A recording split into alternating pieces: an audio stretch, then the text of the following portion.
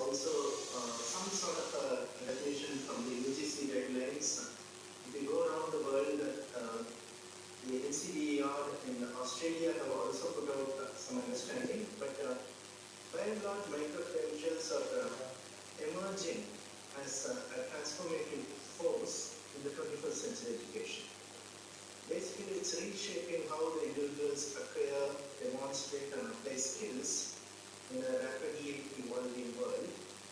And the definition could, one might define micro-credentials as a significant shift from traditional lengthy degree programs towards more focused, flexible, competency-based learning.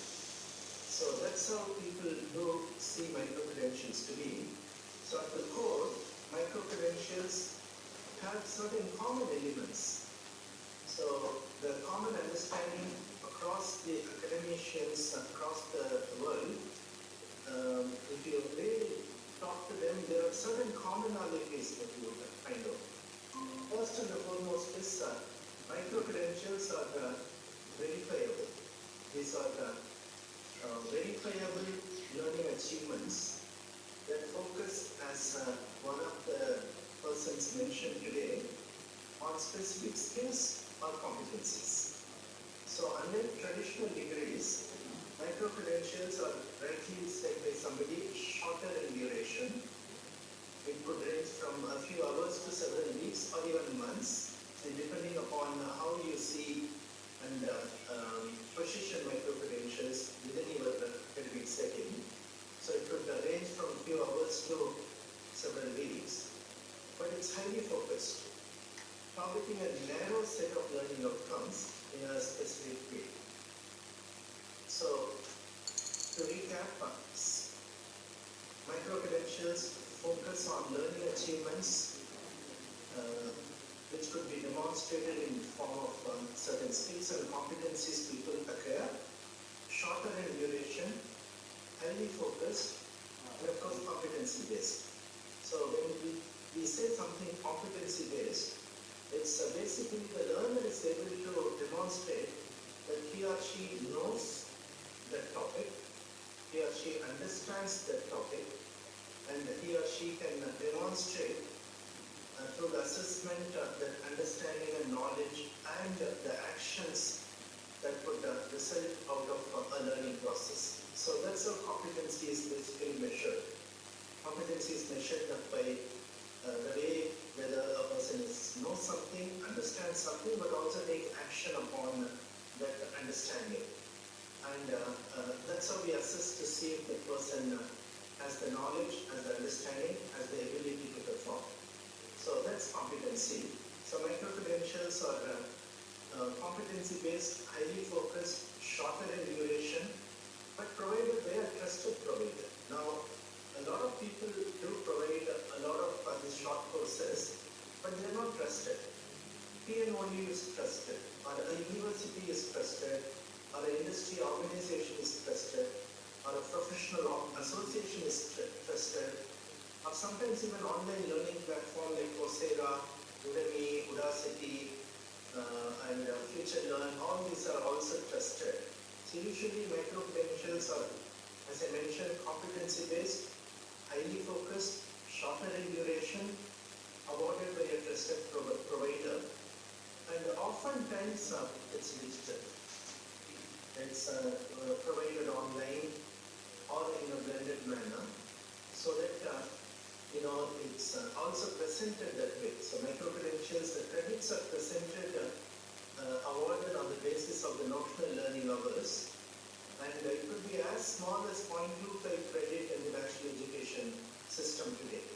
So one day of learning can be monetized or creditized as 0.25 credit, or one can even create a week-long program and call it a 1 credit program, and so on. So 30 notional learning hours could very well equal 1 credit. So even 7.5 learning hours, a micro-credential as small as that, can be rewarded with a 0.25 credit, for instance. But interestingly, if you speak to anybody who offers micro-credentials or who understands micro-credentials, would say that the micro-credentials are stackable. stackable in the sense that they can acquire quite a few micro-credentials and stack this one above another to build their learning path, career path, and also even after some time claim a reward as a result of the micro-credentials. So for instance, if somebody has to have 40 credits to gain an undergrad degree as per the National Education Policy or as per the National Credit Transfer Policy and so on, now that 40 credits can be acquired by accessing a particular program or maybe 2 diplomas or 3 or 4 certification programs or even 40 micro-credentials with each one of those offering them a credit each. So there are various ways you can stack your micro-credentials and deposit these in your academic bank of credits. So a simpler definition for micro-credential would be micro-credentials, as rightly somebody said, shorter in duration, competency or skill-based, more competency-based, highly focused, with a narrow set of learning outcomes in a specific field, awarded by a trusted provider, usually awards as digital badges or digital certificates or nano credentials, and also stamping. This is the kind of a common understanding that we have today on micro-credentials. Now, why micro-credentials are important? Now, if you look at the topic that I have chosen to speak to you about, this is about micro-credentials in the 21st century education. Now, why micro-credentials become very important in 21st century education is because of the variety of reasons. Now, today, we are all very, very lucky and fortunate that a large number of students are willing to join and remain in our academic program for 3 years, sometimes 4 years. In the case of open and distance learning, as per the new credit policy, up to 7 years one can remain in the same program and complete the program. And we are actually living in a very good period of time where a large number of our learners are willing to dedicate their time for a longer period of time. But that's not going to be the case. Even by 2030, we are going to witness a scenario that nobody is interested in doing a 3-year degree program. The scenario may change. I'm not saying that all the 100% of learners, basically we have about 40 million people in the tertiary system today. I'm not saying all the 40 million would say no to degrees and lengthy programs, but the behavior pattern and the skill acquisition pattern is actually different. Today, if you look at the learning situation, not only in India, but in many countries, learners are willing to join a program. It could be a BA program, it could be even a postgraduate program, but do not want to attend classes. Do not want to really go unless they are compelled to give attendance. Given a choice, they would want to learn on their own, and they would like the colleges and universities to guide them in their learning process. And they may want to come to the universities only when they want to, wish to, and only when it's applicable to them. In other words, young people today want to work, want to earn, want to have some money in their pocket so that they can have their freedom, their way of life. That's what is happening around the world. And India is not in India also things are likely to happen.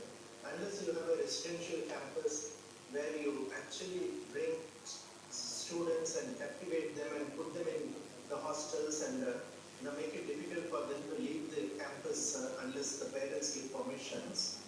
Now, in the future, given a choice, learners will want to learn at their own pace. That's a change, major change happening. The second major change happening is nobody is interested in a singular program. Even the NEP advocates for multidisciplinary approach, and the way that the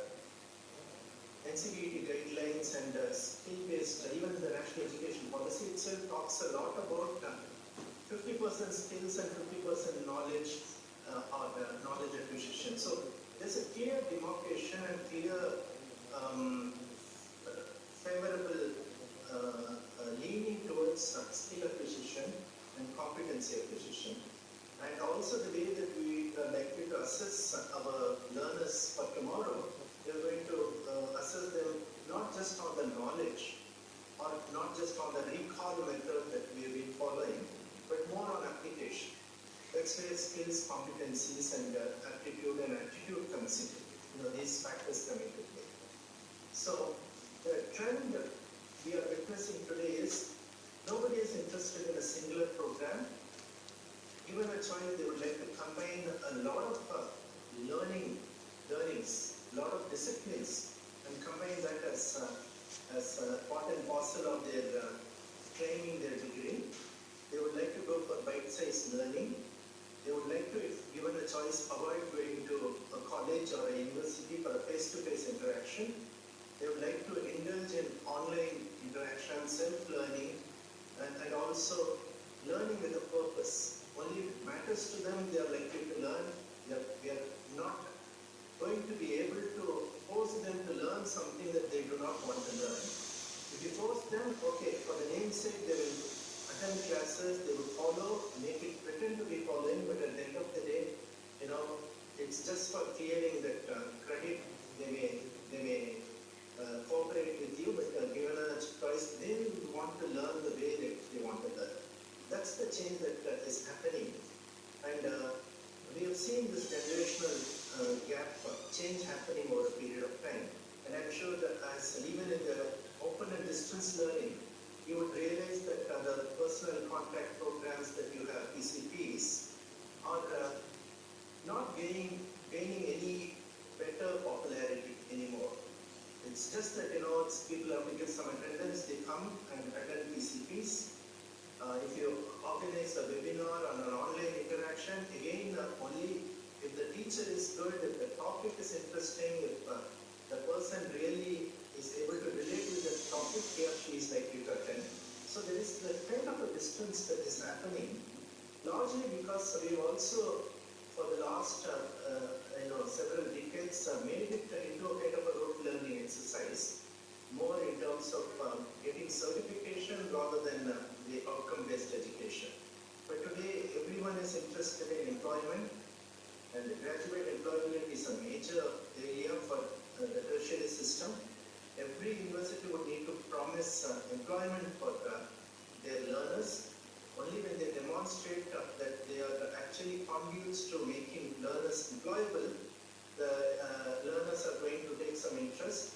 So there is a major challenge for institutions like TNOU to ensure that you retain the learners in a manner, but also understand them and cater to them the way that they would like to learn in the coming days, and thus make the curriculum changes and also use your own skills to engage with students so that they have an experience rather than education. So that's, in that context, if you look at the micro-credentials, although it's stackable, shorter in duration, often digital, awarded by a trusted provider, highly focused, competency-based, as one of our colleagues mentioned, it usually addresses a skills gap. Now, micro-credentials are used as a very good excuse to address the skills gap that prevails in the society. As we all know that we need to bridge the gap between the academia and the industry. What traditionally the academia offered and what the industry requires today, there is a huge gap. We do know that. So in the job market, with technological advancement and automation, we need to find a way to actually bridge the gap. And micro-credentials come into our help as an excellent model, excellent method of addressing the skills gap. So in any subject, for instance, you could easily identify the skills gap that are prevailing. So for instance, you are running a course in BA in history, and and the employment opportunity for the historians and a small segment of the employment opportunities, the tourism sector, for instance. You need to figure out what are the skills gap that prevail in the marketplace, which could be addressed through micro-credentials on a complementary basis on and above the BA history syllabus that we follow in our curriculum, we follow in our program. Or is it possible for us to embed those skills and competencies in the existing regular curriculum? Or if it is not possible, can we create a micro-credential that would complement the existing program offering with the additional skills that a student would need in order to be in the job market? So, the impact of micro-credentials on 21st century education is to be revealed in addressing the skills gap. The second aspect is promoting lifelong learning.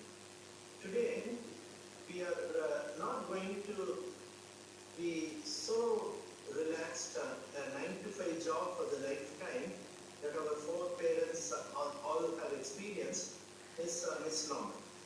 Nobody is guaranteed with a lifetime job opportunity. For that matter, there is no regular job available today in the market. Most often, these are all contractual jobs for a period of time. And if you were to be relevant in the job market, in the economy, you have to be a lifelong learner. The degree that you acquire from the university does not guarantee you anytime, anymore, lifetime employment. You need to continually learn, upskill and reskill yourself, and that's where again micro-credentials come into play. When every person would want to reskill and upskill, unlearn and learn something new.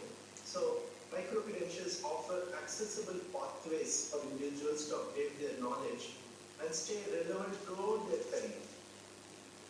And the career is, again, you see, we all live longer. Kerala, they retire people in 56. I don't know about Tamil Nadu, maybe it's 58, or the central universities retire people at 60 or 65. But we all would live beyond 80 years. And we do want to contribute to the society even after the so-called retirement age. So the prime time that we have is say 40 years onwards until 80 years or even 70 years. So it is important for us to, up to the grave, cradle to grave, what they call, have lifelong learning. Sometimes for employment, sometimes for remuneration, many times also for gaining knowledge and being relevant and having a discussion for that matter. So to catch up with the latest happenings in society, with technology, with the training efforts and the economical changes, technological advancement that we see, lifelong learning becomes a mantra. So again, micro-credentials come into play. And the third impact that we see micro-credentials have on 21st century education is the increased flexibility and accessibility of this. Now, not only micro-credentials can be provided fully online or in a hybrid format, it could actually cater to a wide range of learners, including working professionals, adult learners, and people in remote areas, because the shorter duration, low cost compared to traditional degrees make it much accessible, approachable, and desirable. So for a micro-credential, at the most, what you would charge, if it's a very highly technical program, you may charge a fee. Now, as compared to what the private sector charges today, say, take for instance, triple IT in Bangalore or in Chennai or in Delhi, would charge a fee of 4,50,000 rupees a year, per year. Now, many students are not able to afford this kind of a fee to acquire a degree and pay for 3 full years, sometimes 4 years if it's a BTech degree. One will have to shell out, basically we are talking about 20 lakh rupees over a period of 4 years to acquire degrees, and how many families do not have that kind of ability to pay. So So now micro-credentials for 5,000 rupee just-in-time learning, if it is linked to remunerative employment, people would be willing to pay 5,000, 10,000 rupees, acquire those skills in a shorter period of time of say a 2-week or a 3-week or a 4-week program and jumpstart their life with any remunerative employment. So increased flexibility and accessibility are the steers for micro-credentials in the 21st century education. Now also, personalized learning pathways. Now I was mentioning that a lot of people today are interested not to get a degree not for the sake of getting a degree, but to choose a career path, to fulfill their career goal. So here, if we provide enough information, micro-credentials are the natural choice for individuals that have that learning pathway, personalized learning pathway, so that they can stack one above another and create a bouquet of certificates leading to employment. So that's another steer. And we also see another steer for the micro-credentials is, of course, employability. Now it gives enhanced employability because they know that these are the specific skills that the market is demanding, and I need to have those skills, and let me go to school to get just those skills so that I can stand out to my employers, because the employers are faced often with at least 30 candidates for a particular job. If I were to stand out, I have to have this additional skills with me on my sleeve. So my employability opportunity and possibility is higher than my other 29 peers. So let me go to school, let me go to TNOU to acquire those micro-credentials. So enhanced employability is another steer. And of course, as I mentioned, there is a one way of disruption. We see many disruptions in education today and many innovation in higher education.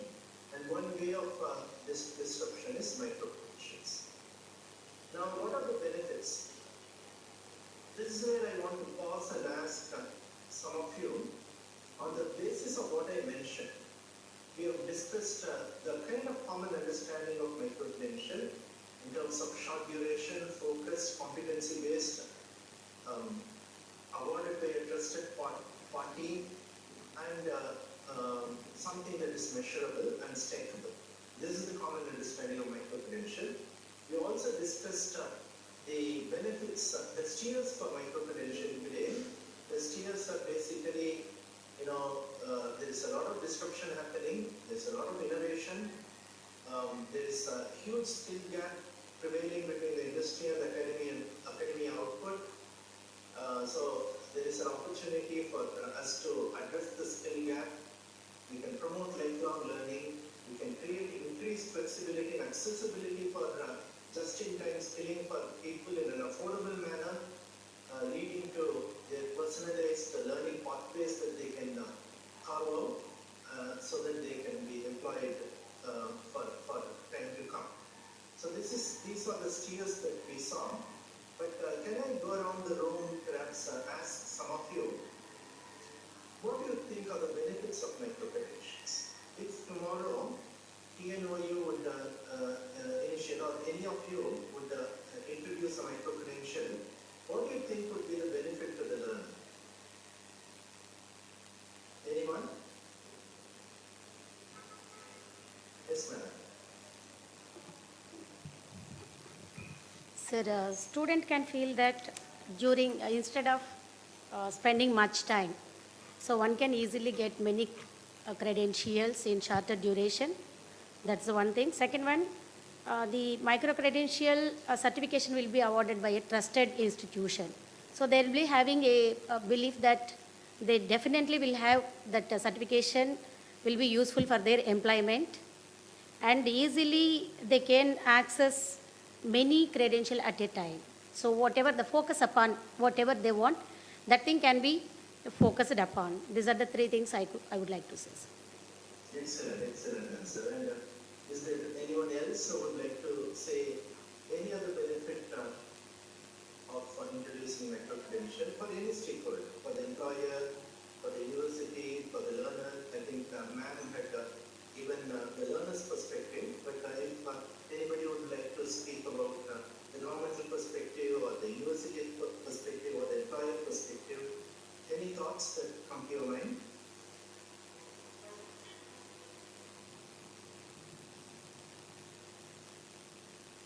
Yes, sir. Maybe they can learn many course on time dependent process. Whenever they are free, they can study and accumulate credits. So at some point of time, they may get some certificates. I mean, kind of UG, something like that. Maybe in future they can get accumulated all these micro credentials. Sure, sure. That's excellent. So even it may be interdisciplinary also, sir. With the Yes. likes of choices, they can choose their credits so that they can bridge the gap for the modern era. Sure, sure, sure. That's an excellent answer. And any other last comment from anybody else? Yes, ma'am. For the government, it is making more person employable and of course increasing the GER also, educational Yes. ratio. For employer, since it's already verified, they need not do a testing again. Directly they can put into their thing. And employees, as you said already rightly, upskill and reskilling is required at any point of time. So they can ask the employees to do some short skill certification for the newer requirements of the company. Sure, sure. And these are excellent answers, and I can compliment by saying that the university that I studied, the Loughborough University in the UK, is now on a spree to talk to many industrial partners in India, like Aisha, many of these automotive vehicle industries and others, to identify the skills requirements, and Loughborough University is providing micro credentials to the learners, so that the industry doesn't have to undertake the responsibility of learning and training and development. They can outsource it to a university such as Loughborough, that's very aggressive in marketing themselves as a industry engineering oriented good institution imparting competencies and skills required at the workplace. So there are quite a lot of examples of this kind that we can see. The entire internationalization that's happening around the nation is also aimed at employability, aimed at industry relevant skills and so on. So the benefits of micro-credential for me is, on one hand, learners are empowered. I think, all the three of you mentioned about the learner empowerment aspect here. You also mentioned about career advancements. So the professionals can acquire specialized skills and progress in their career. And somebody also mentioned about cost effectiveness, as compared to the traditional degrees, and the industry relevance. And again, one of you mentioned about verifiability and transparency in the digital certification issued by the trusted institution. So the credibility is also high. And also it's a recognition of non-traditional learning. In other words, the traditional learning is, as we have seen, is very wealthy, but this is one form of non-traditional learning, whereby you can pursue, as again somebody mentioned, any time, in the evenings, in the night time, you can pursue all this, you can acquire knowledge and skills and validate these through an academic setting like TNOU, so that you are able to demonstrate the skills and competencies that you have acquired.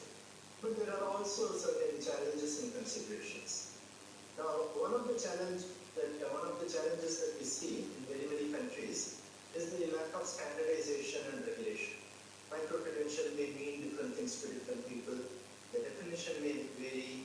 Sometimes the regulator can, on one hand, say that micro-credential is good, but the moment a traditional university like TNOU would want to offer, they may come back to you by saying that, okay, you can do that, provided you avoid these things. Lots of constraints and regulations could be placed, because even the regulators themselves need to be educated. Many times regulators pretend that they know it all, and they are not like the policy makers. Today the policy makers who are the policy makers? They are elected MPs. You send the representatives from your constituencies, these MPs go to the parliament, they are the lawmakers. They know the pulse of the people. The question is, do the regulators today know the pulse of education industry? Oftentimes the question is no. They seem to be regulating without even knowing what they regulate. That's one of the reasons they create a lot of confusion. And they create a lot of constraints. And you also end up seeing 2,000 notifications sent to the higher education institutions. Sometimes it's so difficult for you to catch up with the notifications. So the time has come to even educate the regulators for the importance of the changes that are happening. They need to understand NEP 2020 very well, and sometimes they could be a challenge to you. Another challenge could be quality assurance. Now, because there is no common definition, common standard applied to micro-credentials, every institution could come up with its own micro-credential in a manner that the quality is not assured. So we need to ensure quality. We need to also ensure transferability. Although there is a credit transfer policy there exists, tomorrow if a TNOU creates a micro-credential, can that micro-credential be transferred to, if a learner goes from Tamil Nadu to Gujarat, transferable to Dr. Babasaheb Ambedkar University in Ahmedabad? So the transferability is also a challenge at this point in time, because oftentimes we lack a clear-cut policy direction. Now the employer understanding is also very much different. The employer understands an MBA degree or a BTech degree or an undergrad degree, but when it comes to showing these micro-credentials, even the employers and the industry would need to be educated that these are the newer ways of people acquiring skills, and these are nothing different from the training that the industry may provide to their employees. But these kinds of bite-sized learnings are recognized, issued with certification, and this understanding would need to also reach the employees, the industry. So these are the few challenges that we see, but sooner than later, I think we would be able to overcome, because more and more these micro-credentials are integrated with the traditional learning system. In other words, in a degree program, if somebody were to get 120 credits to be eligible to get a degree, if in the traditional learning system, 50 such credits could be acquired through, say, micro-credentials and MOOC courses and others. Now slowly, if this catches on, and if the governing councils, the awarding agencies like TNOU and others would start recognizing micro-credentials, then these challenges could be overcome. And the future of micro-credentials are very clear. As I mentioned, the future learner is different. And the future learner wants to learn differently. Hence, the future of micro-credential is an antithesis to the rising cost of education. And the cost of education is high.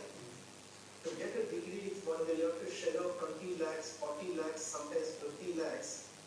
Degrees are going to become unpopular.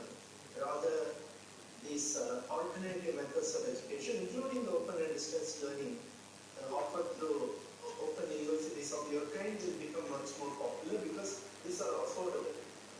The only question is how do we enhance the quality of our offerings so that the equivalence of degrees are recognized by the employer. But micro-credentials, the future of micro-credentials is one of the reasons is the rising cost of education. And the second reason is the rapid technological advancement. Today, a particular programming in the IT language that you may have learned, in 6 months' time it becomes obsolete. You have to acquire newer certifications. So the technological advancements demand us to have every 3 months job relevant micro-credentials and put them on our sleeves. So that's likely to happen. And the hiring is also based on skills rather than certificates. And Narayana Murthy of Infosys long time ago mentioned that he is not hiring people because they are IT graduates. He is hiring people because they have the skills to perform on the job. he says 50% of the people who apply are not employable because they don't have the skills, so we have to jumpstart all over again.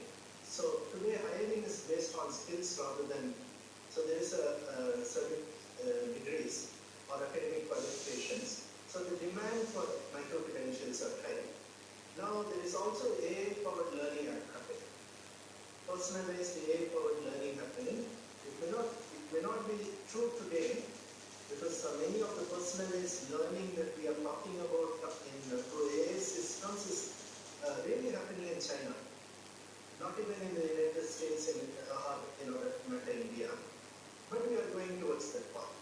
The personal buddy, the learning co-pilot, all these things are likely to happen in the days to come. So teachers are basically becoming facilitators who would need to actually work alongside another AI tutor that the student may engage. So the student would have the real teacher and the AI teacher and the learning material and also the learning experience to acquire learning, knowledge, skills and aptitude is going to be the future. So technological advancements also make it very, very interesting for micro-credential. And also micro-credentials is one way of industry and academia coming together. Exactly the way Loughborough University, my alma mater, has come closer to many industries in India. Similarly, TNOU could also do the same in terms of forging that kind of partnership. So these are the few benefits that I can see. But quickly I want to go to what the TNOU could do. Now see, TNOU has already a huge network of community colleges. Now although the community college concept was highly promoted during Professor Rajashekaran Pillai at TNOU, somehow TNOU seems to have left the community colleges in the lurch. Whereas I understand that TNOU continues to have a network of community colleges. There's a huge opportunity for you to build on the current competencies that the community colleges have and also ask them to basically advance. And in Tamil Nadu, there's a huge opportunity for say renewable energy, micro-credential on solar panel installation, for instance, or advanced garment manufacturing, or many of those relationships that you already have is something that you can continue to harness and continue to explore. Newer way of learning, new topics of learning, and those topics could be converted into micro-credentials where theory, practice, and experiential learning can be combined to basically impart education but also assess the learners so that the workforce is also, the workplace is also happy and benefits out of the whole thing. Now, I can also think about various schools, that probably do not have community college connections, and this could be schools of sciences, social science, humanities, and management, who may or may not have connection to community colleges. They can also come up with micro-credentials, digital marketing analysis, for instance, or learning analytics today, or data analytics, sustainable business practices, or quite a lot of even first aid, performing first aid in a community setting or an industry setting. So, based on real-world application, you can come up with any number of micro-credentials. I think the previous session was all about the desired topics for micro-credentials, and I'm sure you would have come up with a lot of interesting ideas from your own departmental perspectives and your own personal interest you would have come up with. So any topic that you see to be relevant to the marketplace, real-world application-oriented topic, and there is an opportunity for you to teach them, enable them to understand the theory, the practice, and the workplace-based practice in a period of time, whether it is 8 hours or 16 hours or 24 hours, whatever number of hours that you could come up with, you can actually start that as a micro-credential. And of course, you need to go through the formal process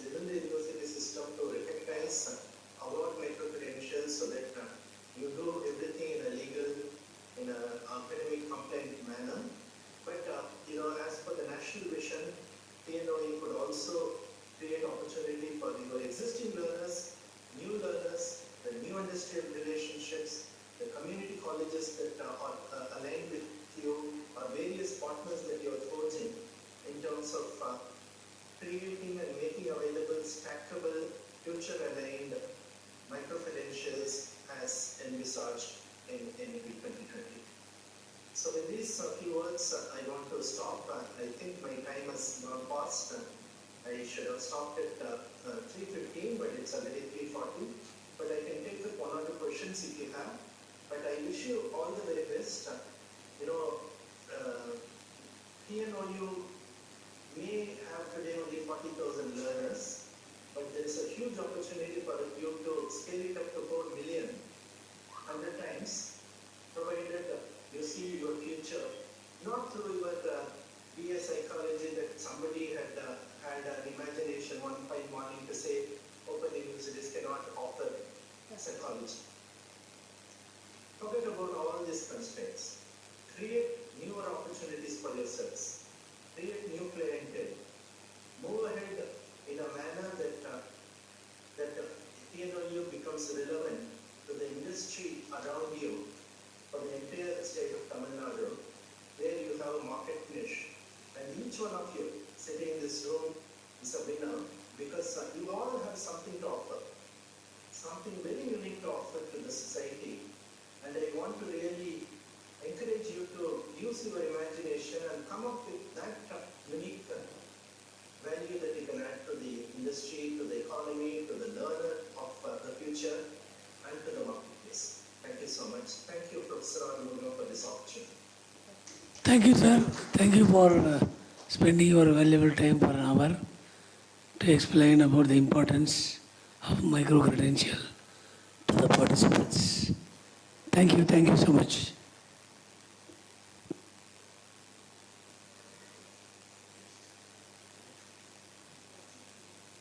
Is there any questions you want to ask Dr. Shadaj? Participants?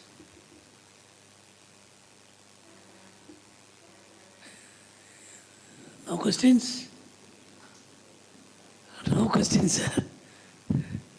Okay, thank you, sir. Thank you. No problem. I am sure the next 3 years are going to be very engaging because you have identified good trainers to help you out. And use the time to basically gain as much understanding as possible because the future of education is nano, micro, bite-sized, and small is beautiful. Thank you.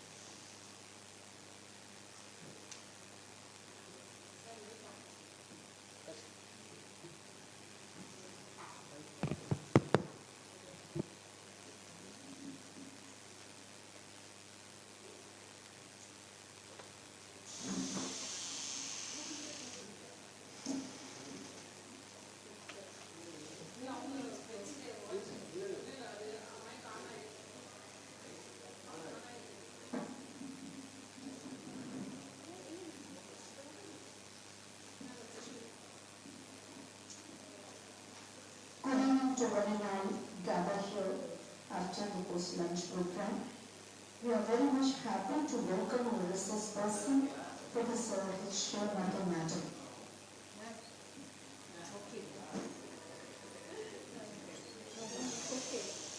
Professor Srimati ma'am has over 25 years.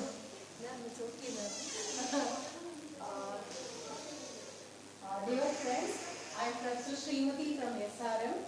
This is actually June 9th is my 27th year starting in SRM. So I am privileged to here because I felt that I am on vacation, how I can be in the academic on my 27th year starting. Anyhow, I would like to thank Dr. Chitra and everyone in the Tamil Nadu Open University to give us this opportunity because I am privileged today to have this. So the topic given.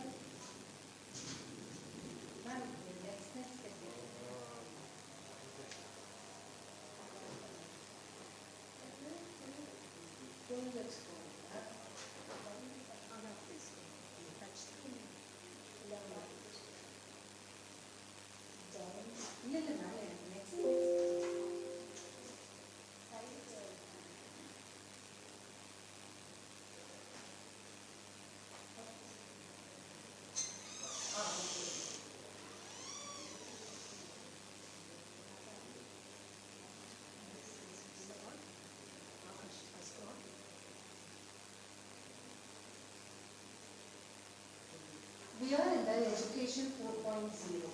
ஆக்சுவலாக பார்த்தீங்கன்னா நீங்கள் Tamil Nadu open university as he said 40,000 students இருக்காங்க அப்படின்னு சொன்னாங்க. There are many students who are not privileged enough to go for college studies for many reasons.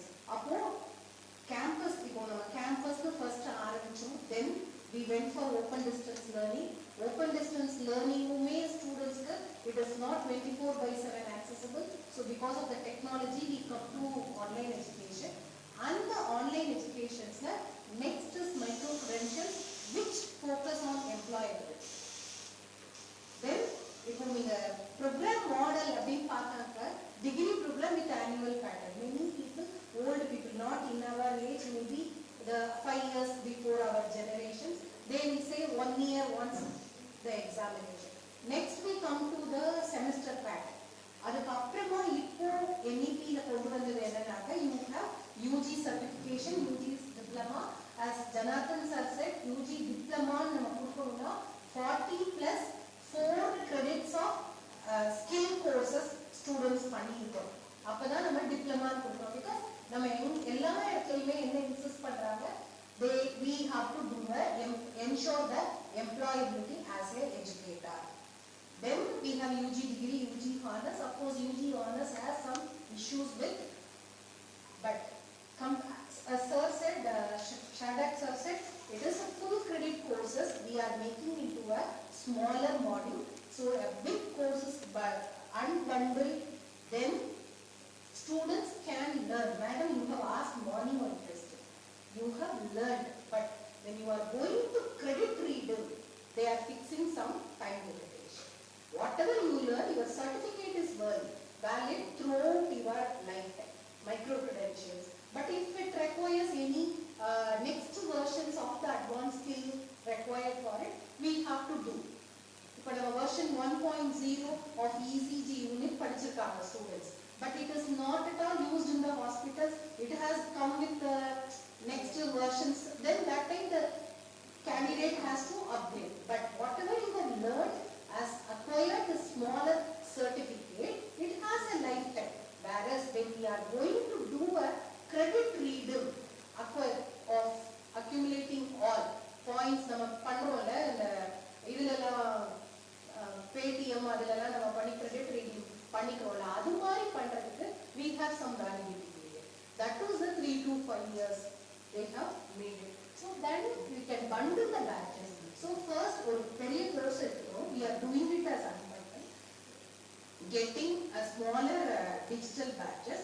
Then the candidate can bundle the batches and go for the larger certifications. This is the micro credentials. Then, as sir said, it can be a vertical depth or it can be a horizontal wide disciplines.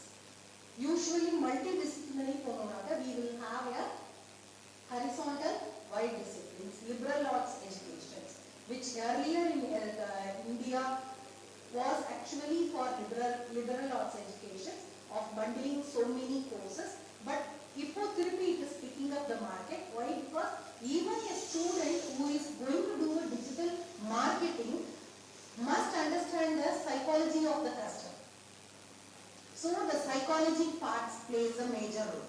And a student who is having a computer science degree, he cannot, if he is going to do start a startup, he requires a business knowledge, accountancy knowledge.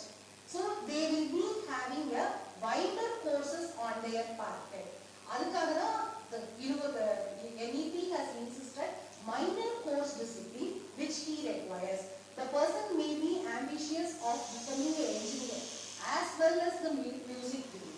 So minor, like you can have a, for your hobby you can have a 20 credit course and you can earn a minor course. அப்ப அதுலயுமே எனக்கு அப்படிலாம் வேண்டாம், ஒரு keyboard மட்டும் I wanted to do this level.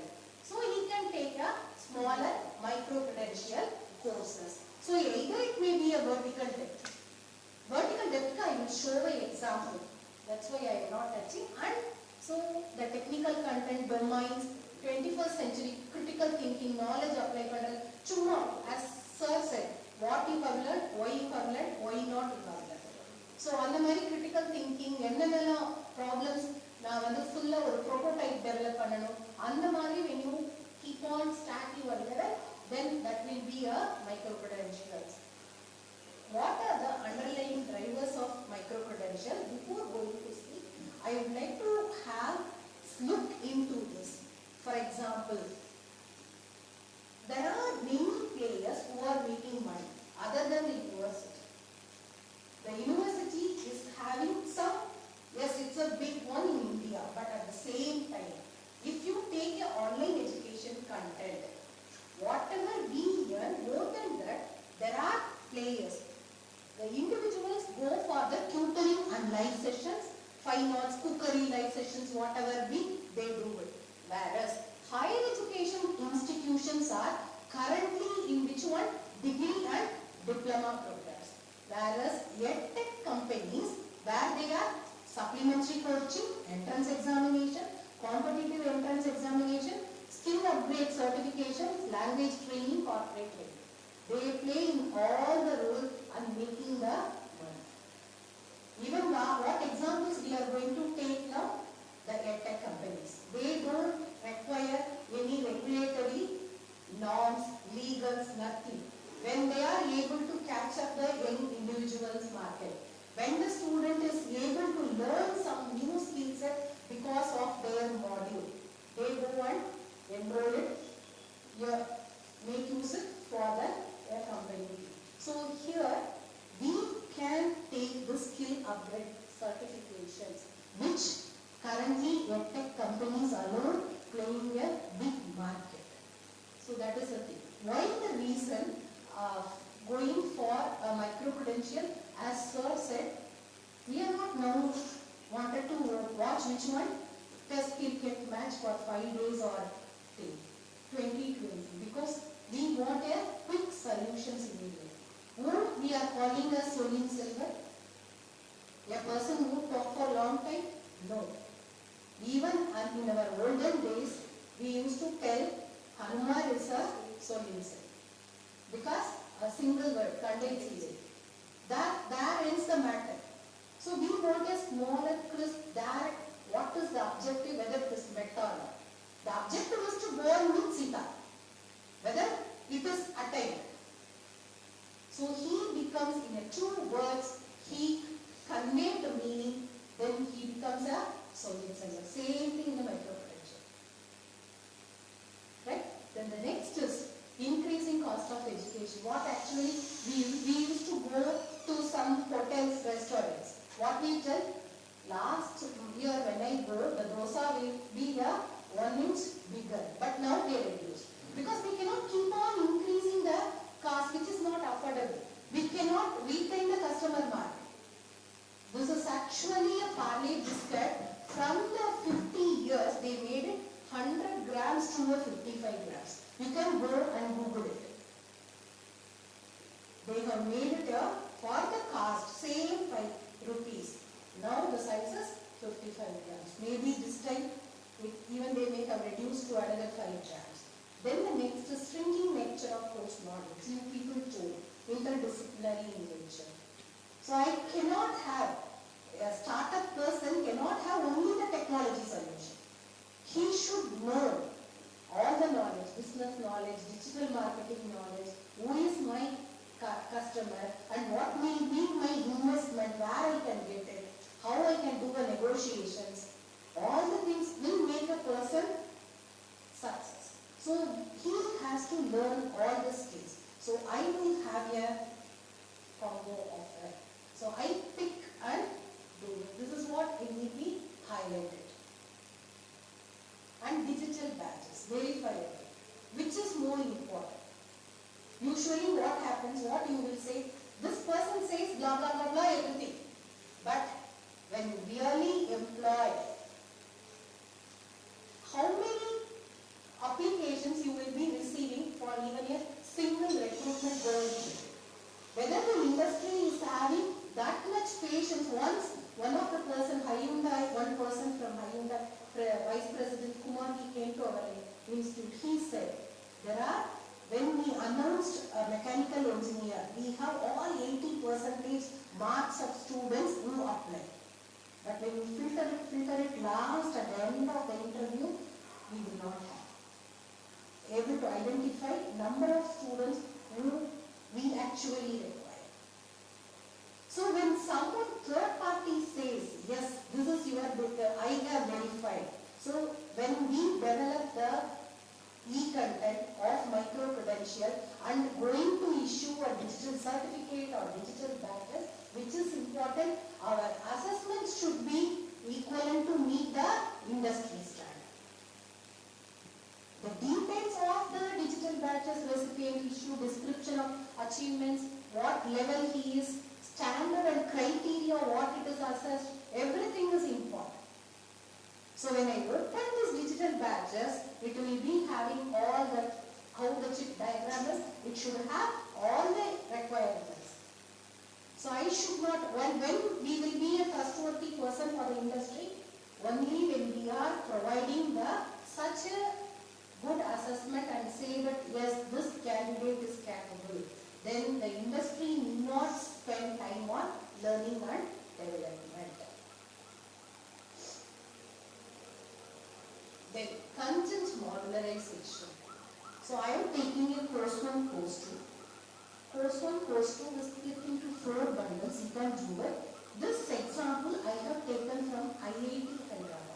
They used to tell from 2018 onwards, they don't say that as a micro credentials, rather they say as a fractal curriculum, smaller part of the curriculum. So what they are doing it, not all the courses are split into a full 4 credit course, not all the courses are split. Wherever you can find some skill competency, yes, even 6 segments in a single semesters. And how they do it, peers examination, 3 times the examination. For example, first 2 modules combined together, 1 examination. 3rd and 4th combined together, 1 examination. 5th and 6th combined together, 1 examination. Like this. Some of the courses that will be run for 2 modules. So 6 segments, each segment is of 0.5 credits. If you want, you can make it. This is called as a fractal curriculum. You can refer IIT Hyderabad syllabus. Then, for example, how we can do a content modularization? You are going to run HR analytics as well as the marketing analytics. The analytics component will be the com. So what I am doing is modular approach, data analytics concepts, 2 modules I am having. Okay, then apply to HR, this is the application part, apply to marketing. So on top of analytics, I am placing either HR or marketing. In the HR, I am not going to do a small, 1 big model. Rather, I am going to do a smaller 3 components model. I am splitting it.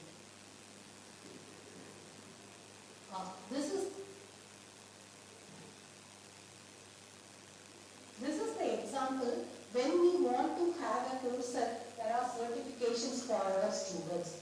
1 hour, 2 hour learning will not be working where the students will come and say, I have studied when I have done data science art course, but that is not my employer when they come for placement, they don't accept for it.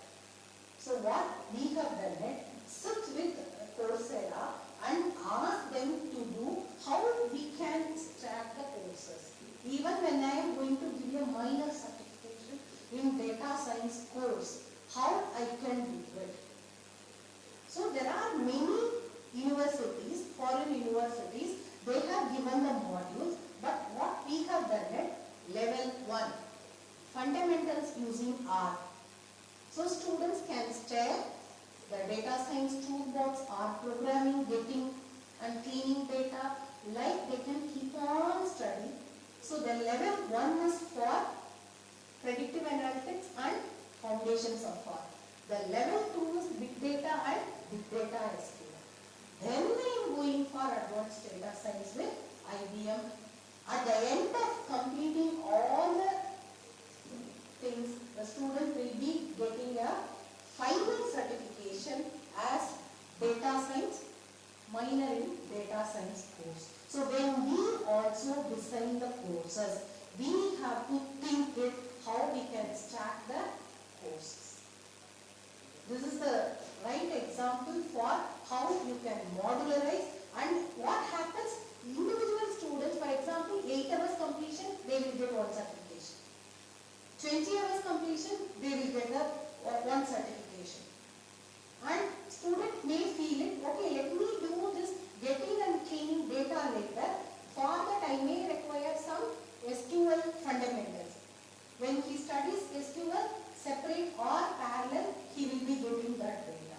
Later he can accumulate all the certificates together. If it is in the sequence or similar sequence, he will be getting one specialized certificate as a data science module.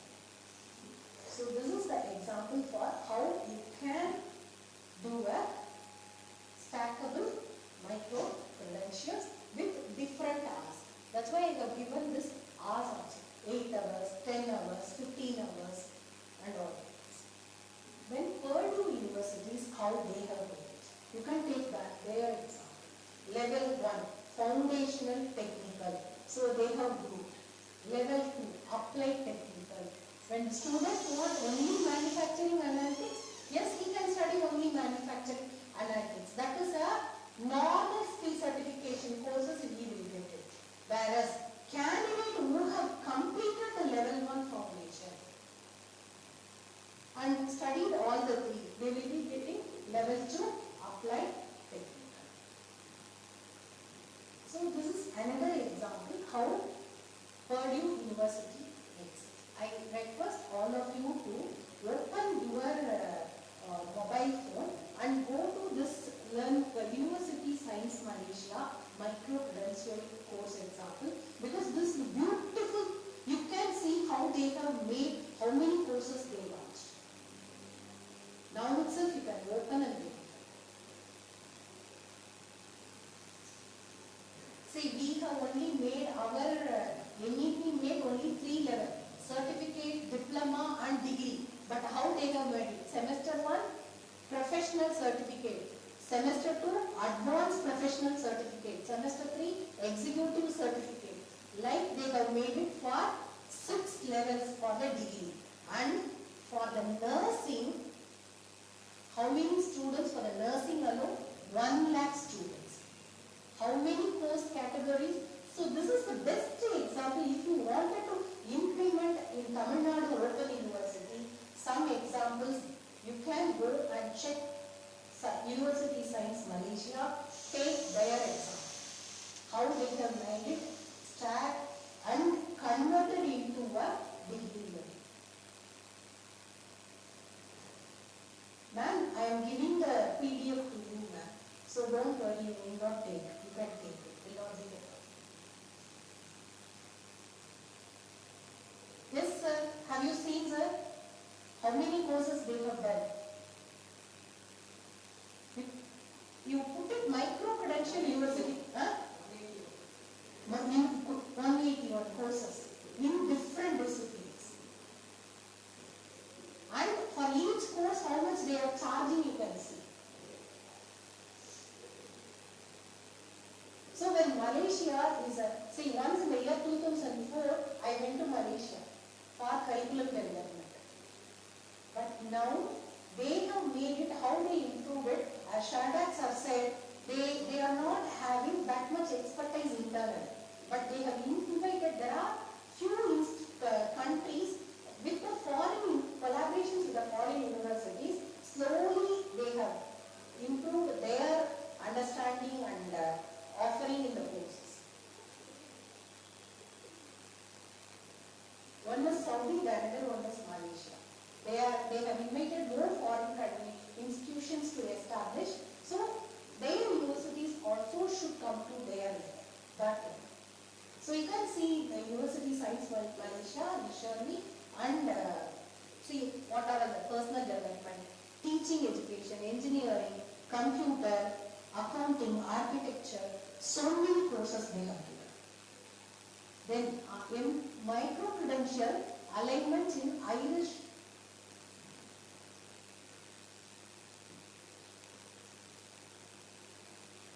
So this is the government, Irish government, how they have made it, though we say they are aligning and everything, they totally align with their qualification framework. Micro-credential is totally aligned. For example, you can see the 3 levels. In the level 1 certificate, only first 2 levels are used. In the level 2, the first 2 levels are used. Like how they have made it, for all the levels up to the higher degree, they have made it the alignment with micro-credential certifications. The government itself. Then EdTech platforms. These are all the EdTech platforms. I may request you to go and see the Open Learn. Open Learn is actually the UK University has launched as a separate EdTech platform. So they are offering several micro-credential courses. And future, of course, we know LinkedIn and Coursera, Udacity, and this LinkedIn and Coursera, Udacity are mainly used in India too. Whereas in the international, this is actually the Europe countries combined together. It is not a separate EdTech platform. This is actually run by the university-led credentials. That's why I have argued. The 40 universities or so throughout Europe, they have developed the future. And some of them they give as a free course, some of them as a course audit. You can learn, like Coursera, you can learn, but for certifications you have to do. Some of the courses, even to learn, we have to pay and enroll. This is actually university, 40 universities I suppose. They are running this future. Even I have learned in 2017 about micro-credential from Dublin University from the future learning. Then IT industries. These are all the IT industry. Oracle University, IBM, Amazon, SAP, Cisco, Microsoft, Google Learning, VMware, all are having for their products. So students has even Dell, they have made one course on IT for school students. Digital learning for school students, Dell, they have made it. So these are all the small micro-credential courses for exam, for structure, you can refer it. Next, come to Indian micro-credential labs. Swayam Plus. How many of you have opened Swayam Plus and see? Everyone? Swayam is a full-fledged online course, new courses. But Swayam Plus is for 2 years back. IIT Madras, they have launched it and invited many of the EdTech companies to post it. Even we can also become a university partner and post some of the micro-credential courses. Individuals can also do it, I do not know. But Swayam Plus, you can go. One of you, sir, open Swayam Plus. Even they might have mentioned in some of the courses, National Credit Framework level. They mentioned that. Wardbody Foundation, L&T Edutech, HCL GUVA, everyone wanted to sell their products. So what they do with some of the courses, they make it as a free course, 2 hours course in HCL about accounting. They have launched in Swayam Plus. Sir, any course can you tell they have mentioned with National Credit Framework in Swayam Plus? They were mentioned, right?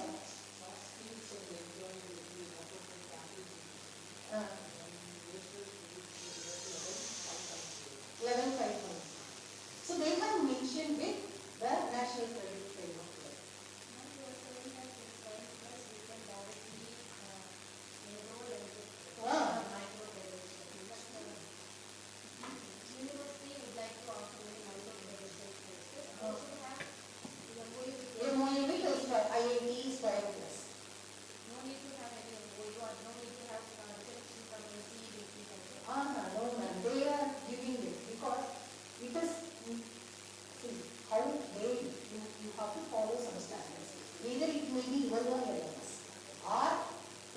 providing LMS. For the LMS, you have to pay something. Even Swayam platform is owned by IIT Madras. Actually, they are maintaining it. For that, the institutions which offer online education, they are paying some 10 lakhs. Now they have increased it.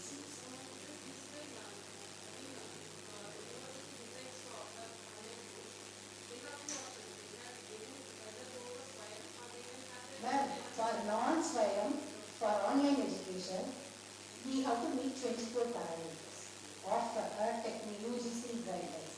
So what happened is, when and they expect that has to be the same seamless integration from one stage to another stage, from digital marketing to a certification level or examination. Are we able to connect proper and run it?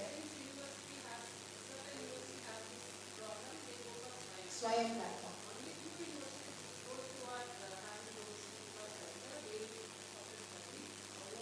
Non-Swayam platform.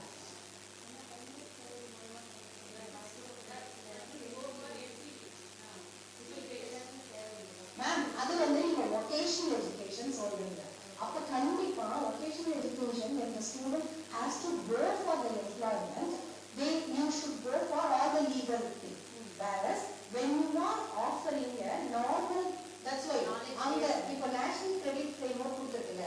That's why I am asking you to Swayam Plusல sir NCR mention பண்ணாத ஏதாவது course சொல்லுங்க sir. Sir, we can open here Swayam Plus. எனக்கு Swayam Plus மட்டும் இருக்கு.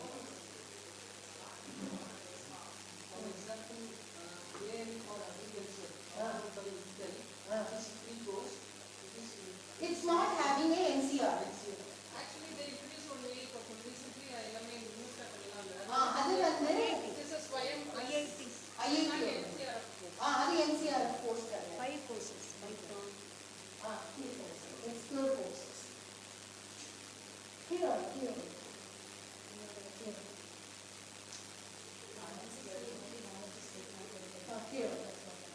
Sir, here it is mentioned NCR level. Okay, so அந்த மாதிரினா accredited courses. So they will be meeting all the criteria. A to B, the மாதிரி ஒவ்வொரு criteria இருக்குனா A to Z that they will meet. From the level under 4.5 morning class, we have 8 levels, ma'am. 8 levels. Yes, அதுதான். Whereas இங்க பாருங்க, Vardhani they have introduced one course. 21st, this is a free course actually. உங்களுக்கு Vardhaniயோட course வந்து அவங்க கிட்ட போனா it will be of more cost. Whereas, is there anything mentioned in NCR level? No. The industry is going to accept, why to buy products? What is a free? It's a free course. That's why it is a free course. It's a paid course. எல்லாமே இருக்கு. Free course. 2 hours course HCL has introduced accounting here in this platform as free. So it's a Swayam plus what? IIT is good enough to capture the market. So அவங்க என்ன பண்றாங்க? IIT Madras, okay, Swayam we are having. So micro credentials are predominantly maintained by Coursera and everything. So let us also open the platform for everyone. So they are doing it. Actually, Swayam Plus our university has signed a MOU to host the courses in Swayam Plus. Either you can make use your own LMS platform. They register through for a digital marketing platform. No.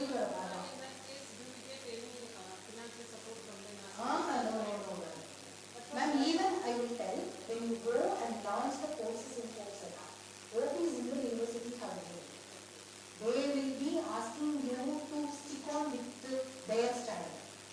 Whereas, full model creation, payment, எல்லாமே should be borne by the host institution.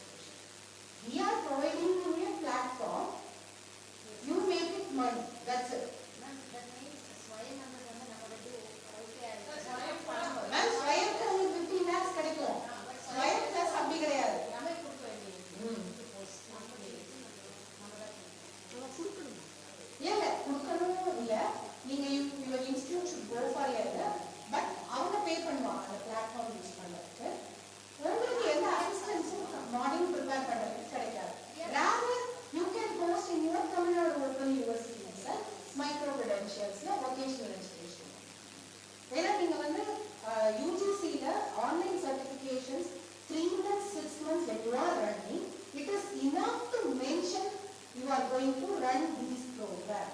You need not get the approval. In that case, if I want TNOU to get friend-zoned expenses, what's the procedure? Ma'am, அதுதான் நீங்க அவங்க கிட்ட தான் கேட்கணும். எங்க இன்ஸ்டியூட்ல see everyone in our institute no we worry about only the content and the Yes, I am alone. TOA. அது மாதிரி இல்ல அதர் ஸ்வைன் பிளஸ் நீயும் இருக்கு but you have to verify the identity.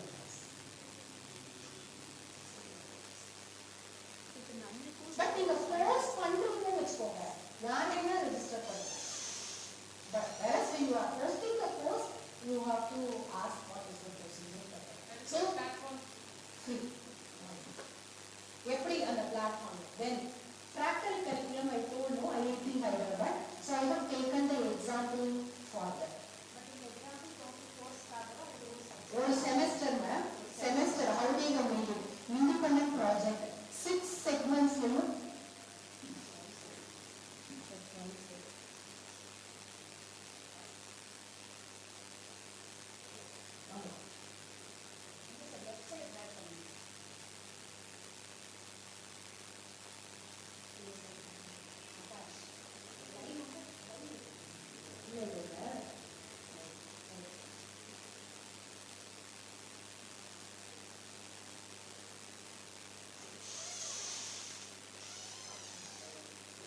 this is the one. So TOS examination, they tell that is a TOS examination. So you can have the segmented exams, for example, when a 2 credit course down, for example, one student, when he is going to study 2 credit course or 1 credit course, why we should take a long duration of the அதுக்கு வேணா நான் 2 credits TOS examination இப்போ இங்கெல்லாம் course முடியுதுன்னா இந்த இடத்துல முடியுது. It's not running full throughout semester. So I will be conducting examinations here itself. அப்போ அந்த student அதுக்கு மேல on top of it what he can do it. So it's a flexibility we are providing to the students. Why should write examinations at the end? And we have a extended duration and accelerated duration. What accelerated duration says? The student can enroll for additional credits. அப்ப அந்த மாதிரி இருக்கிற பையன் எனக்கு 2 credits நான் நீங்க மாடுலரா ஒன்னு approach பண்ணிருக்கீங்க. அப்ப மாடுலரா he cannot take the full course. Whereas 2 credits in your semester 3, 2 credits in your semester 4, and he wanted to make semester 5 free. Or semester 6 project semester, he wanted to make it fully devoted for project semester. So you are fixing the criteria, above 75% or above 80%, something you are fixing. 10%. அதுதான் அதுக்கு வச்சுக்கோங்க higher ஒரே 20 plus 20 40 credits we don't do it. Additional 10 credits or 8 credits, 2 courses he can do it. அப்ப அதுவுமே for example he can do 6 credits அப்படின்னு வச்சுக்கோங்க. One full course and another one half a course he can do when it is provided and it is a model. So it will make students to negotiate his timings based on his future commitment. இப்போ நிறைய பேருக்கு internships கிடைக்கும். So he can plan for the internships. They are doing it from 2017 or so, 16. And AICT recognition. When you go and visit the AICT internships websites, as Sir rightly said, 1 week full course, even recognition of prior learning, there is a UGC guidelines later given. When the recognition of prior learning, 2 things. When the student worked and come, that is the different recognition of prior learning. Whereas in this duration, for example, workshops, the student has done a hackathon course. Definitely he puts some knowledge. So make it credit. In your course, you introduce not the lecture hour, tutorial hour, not the practical alone. But in NEP says you introduce the experiential learning. So for the hackathon, if the student comes with some points of you assess, without assessment don't do it. For all you assess. Assess and accept that or convert that into a credit.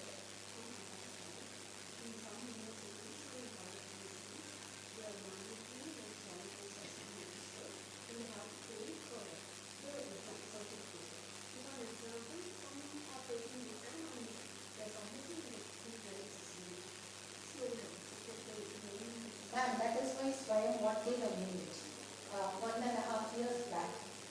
Institutions can have their own assessments. That is why they have made it. Why? Because the learning is happening with some, see, with the Coursera, what is the plus point I am saying? International content the student is able to access. What happens in the next world, I am able to access. Whereas, same move, I am not privileged to learn from the IIT professor. Whereas I know very well, IIT or IIM professor, take it, they are having an excellent course working on Swayam platform. Our start and end time will be different. Their start and end time will be different. So when the student, before the examination, when I have an equivalence committee and conduct when the student is able to write the examination, clear my examination, I will give you answer. That's why they have come with that.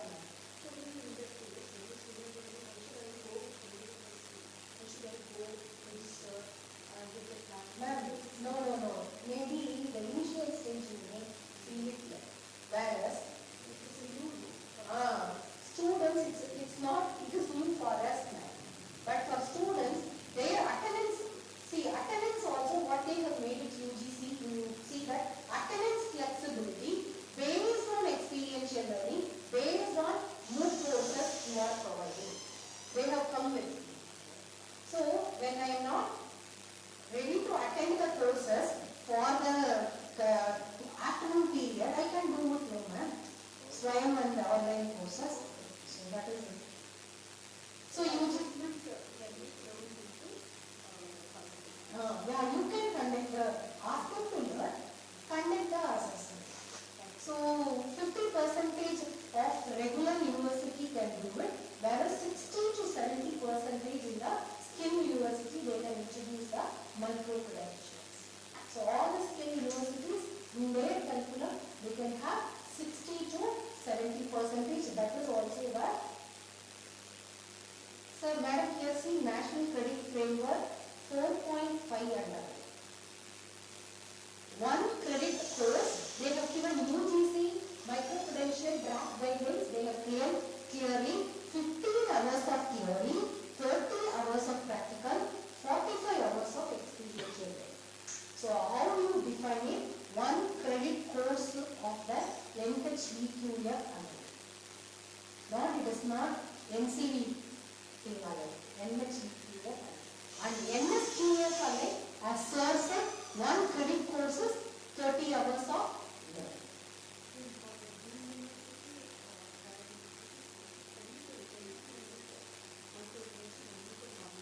No, anyone can.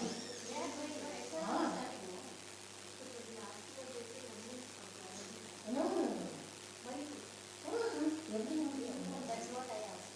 Only the occasional programs Online.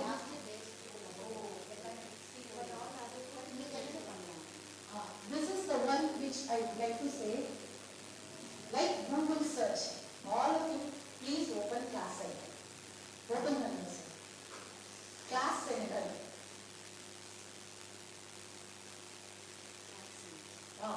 That is the website. It is done by one Indian now situated in US. He has done a beautiful search engine aggregator for MOOC and micro-credential courses. Sir, may I please open Class Center. Class Center. Class Center.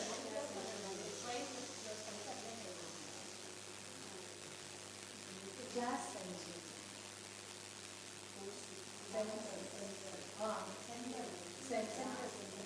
இப்போ நீங்க யாருக்காவது advice பண்றதுனா கூட இந்த ஒரு side போய் பார்த்தா நீங்க classcentral.com அதான் வெப்சைட். கூகுள்ல சர்ச் பண்ணுங்க.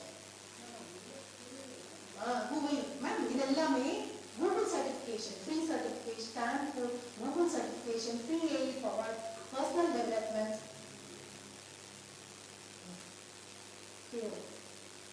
Class Center into the learning verse. Online courses, micro-credentials, 85 providers, 1,300 plus universities, even IIT Kharagpur, Rice, Harvard, Stanford, 1,700 plus institutions. Browse universities, browse providers, browse institutions, and if you see, search for model.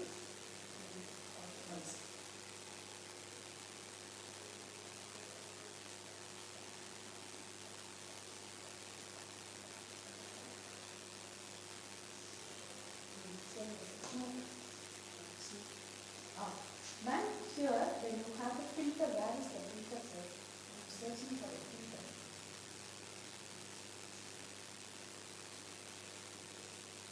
See, ma'am, how they are given. Best course grades, which are having more reviews, with the reviews, like how we do analysis, marketing analysis. Same we can have. Let's search, filter.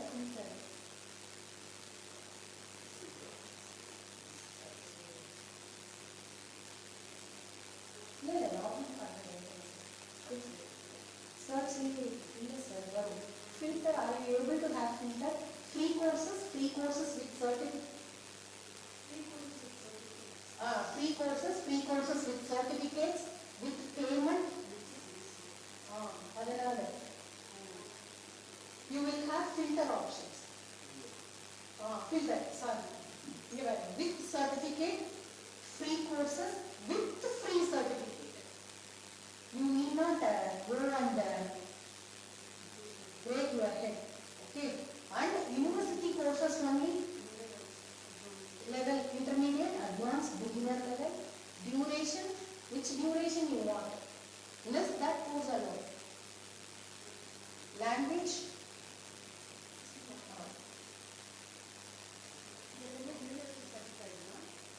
Ma'am, you have all IIT Madras courses also listed. Because Right has come here, they have done marketing. Like a Google search, this has made a search engine which has more enrollment in the last few weeks. So it has listed that course, Python for data science. That's why, ma'am.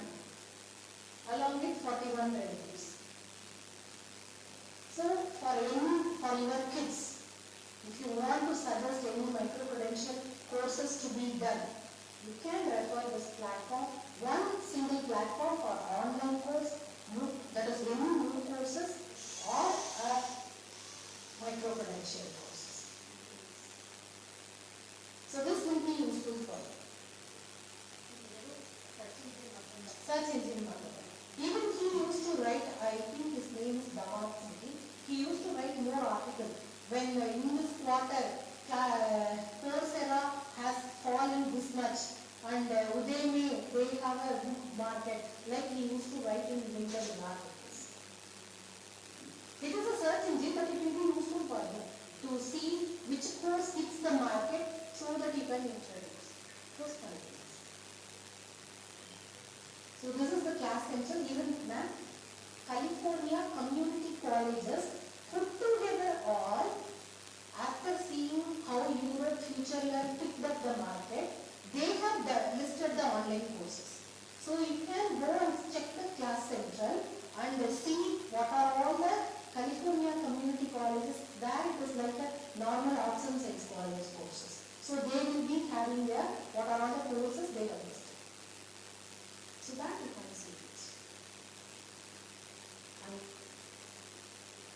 this, as we said, learner, provider, employer, policy makers, all 4 persons. What is the time? 4:30. Another 10-15 minutes can we take? So we have to come forward. Ma'am, actually time given till for me is till 5 o'clock. But I understood how tired you got. Okay. So MC course category, as they said, it can be a lecture course, it can be a practical, internship, apprenticeship. AICT website, you go and see AICT virtual internships. All are micro-credentials. 10 hours course, 20 hours course. So AICT is not giving directly. It has a handshake with some tech provider.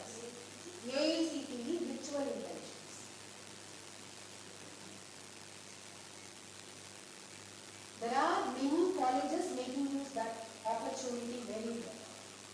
So, durations and training, credit validity, what occupational mapping it is. Why? Because madam, this occupational mapping is so important. For example, when you are providing nursing, it has to be accepted by the Gulf country when the person goes. So the global competency alignment in Europe, UK, Australia, or Gulf, whatever we have to international qualification recognition, we have to align it. So that is also non-core multidisciplinary ability skill, whatever be. And the next important thing is it may be the in-house preparation or the collaborating with industry, or it may be done by in-house delivery or total third party, hotels like Swire. Since you are Tamil Nadu Open University already having a good portal, LMS portal, you will not go and paste it in Swire Plus portal. Rather you can post it as Sir said, he has given the right choice for you actually. Change the community college setup by providing more micro-credentials. That will pick up more number of enrollments for Tamil Nadu Open University. Then the content. The content is not a single form. It may be either video, images, jobs, even infographics. That play a major role. Quick learning, all the points in a conceptual mapping we are doing. So it may be of any format, presentation, slides, documents, audio, alone. We can do all those things, and assessment is more important. So I am doing assessments with all levels. We have to think this, which level you are going to provide. Use taxonomy, whether it is a design innovation, project development, or problem solving, or low level concept verification. So we have to think what we are going to provide. It may be of any assessment like documentation and thing, whereas these are all the key words. Is the candidate you are preparing for researching or system thinking or reasoning, decision making? Based on this, fix this assessment model, choose the assessment type accordingly.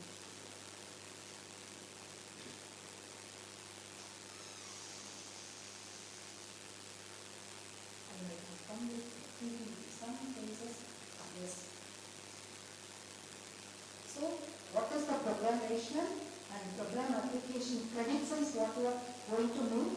What is the competency level you are fixing, and teaching strategy. What teaching strategy? Active learning component and batch artifacts. Which is more important? I have shown listed all the batches what you should have. So that you are designing it. What is the shelf life of the content? Many times what happens is we write content, develop content once and make use of it.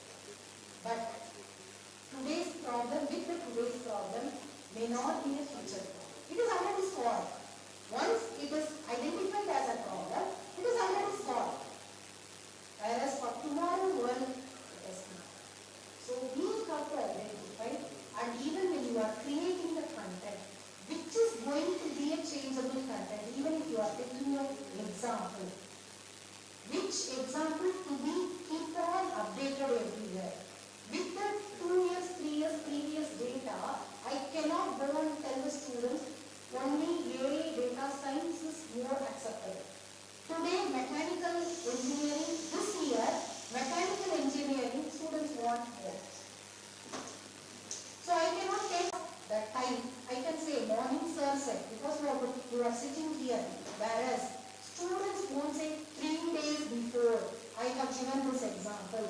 Like that kind of language we are supposed to avoid in a content record. And design dimensions.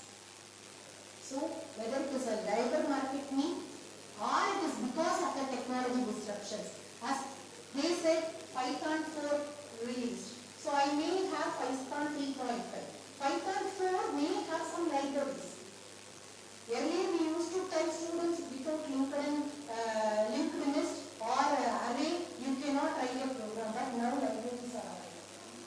I know where to pick, how to pick. That is, so those updations are the technology disruptions and emerging job roles when it keeps on changing.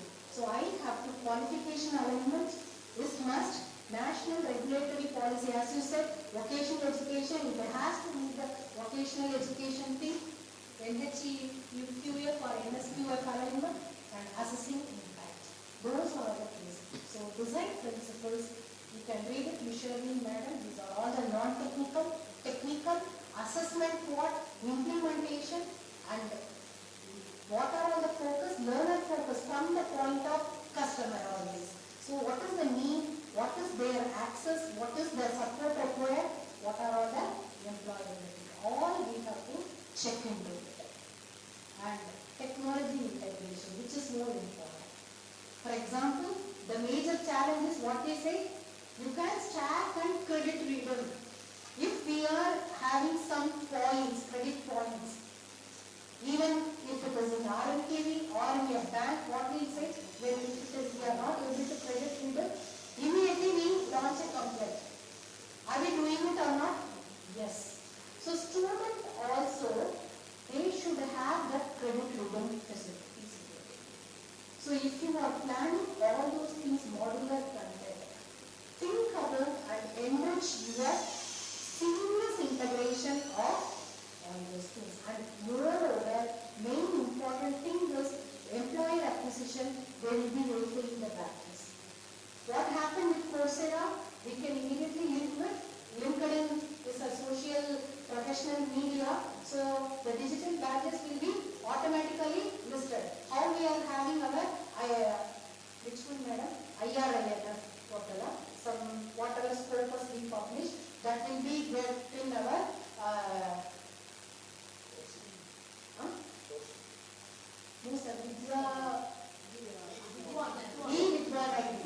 so IRINF portal or something we can change now that name.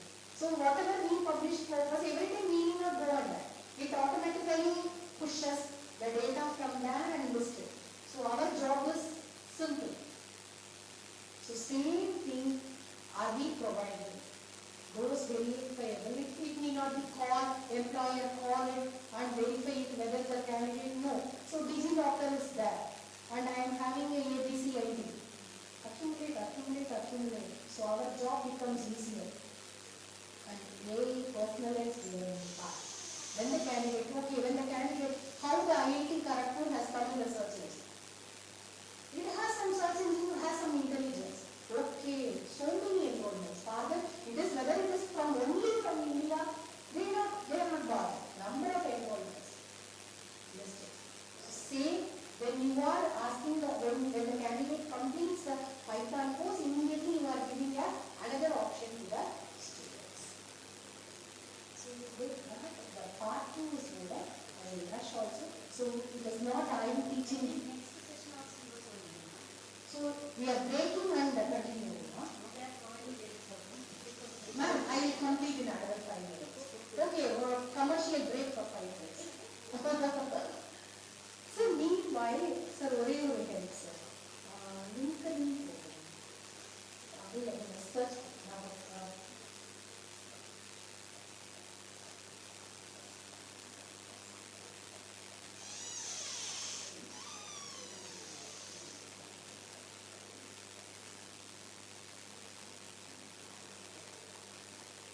the man found that everything is covered, madam. So you make it.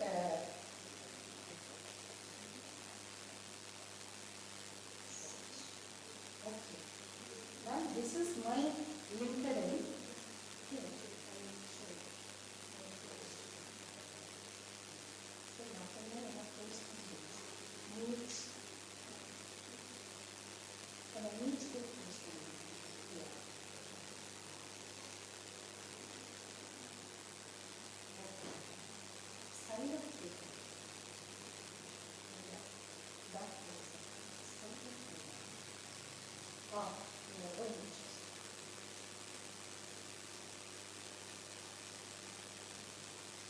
So this is my book in micro credentials in the last December I got published.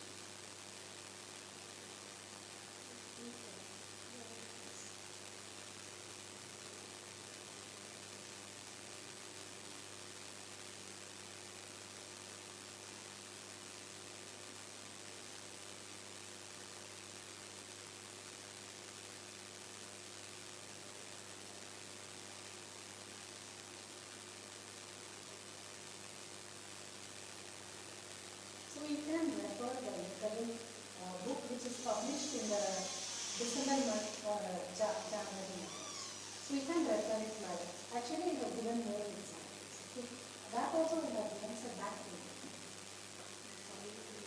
And lip film, in the website,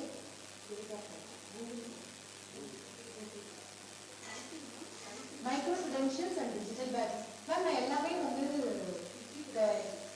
yes sir. இல்ல இன்டர்நெட்ல எல்லாமே இருக்கும்.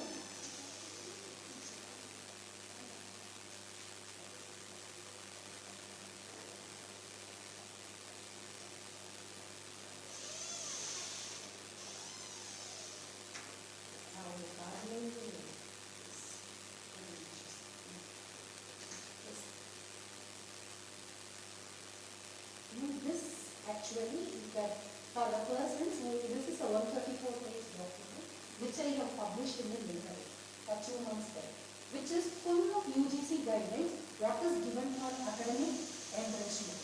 So I will show a few papers if you want. You can. So what is enriching? Almost in the full in the credit so what is given, how we can write the objectives, outcomes, everything, because we are facing problem in our college to given the practice and exercises. So you can refer, if you want, you can refer my academic documents. Even recognition of prior learning, like small documents also I put. But micro credentials and this one is a big tool. So close point.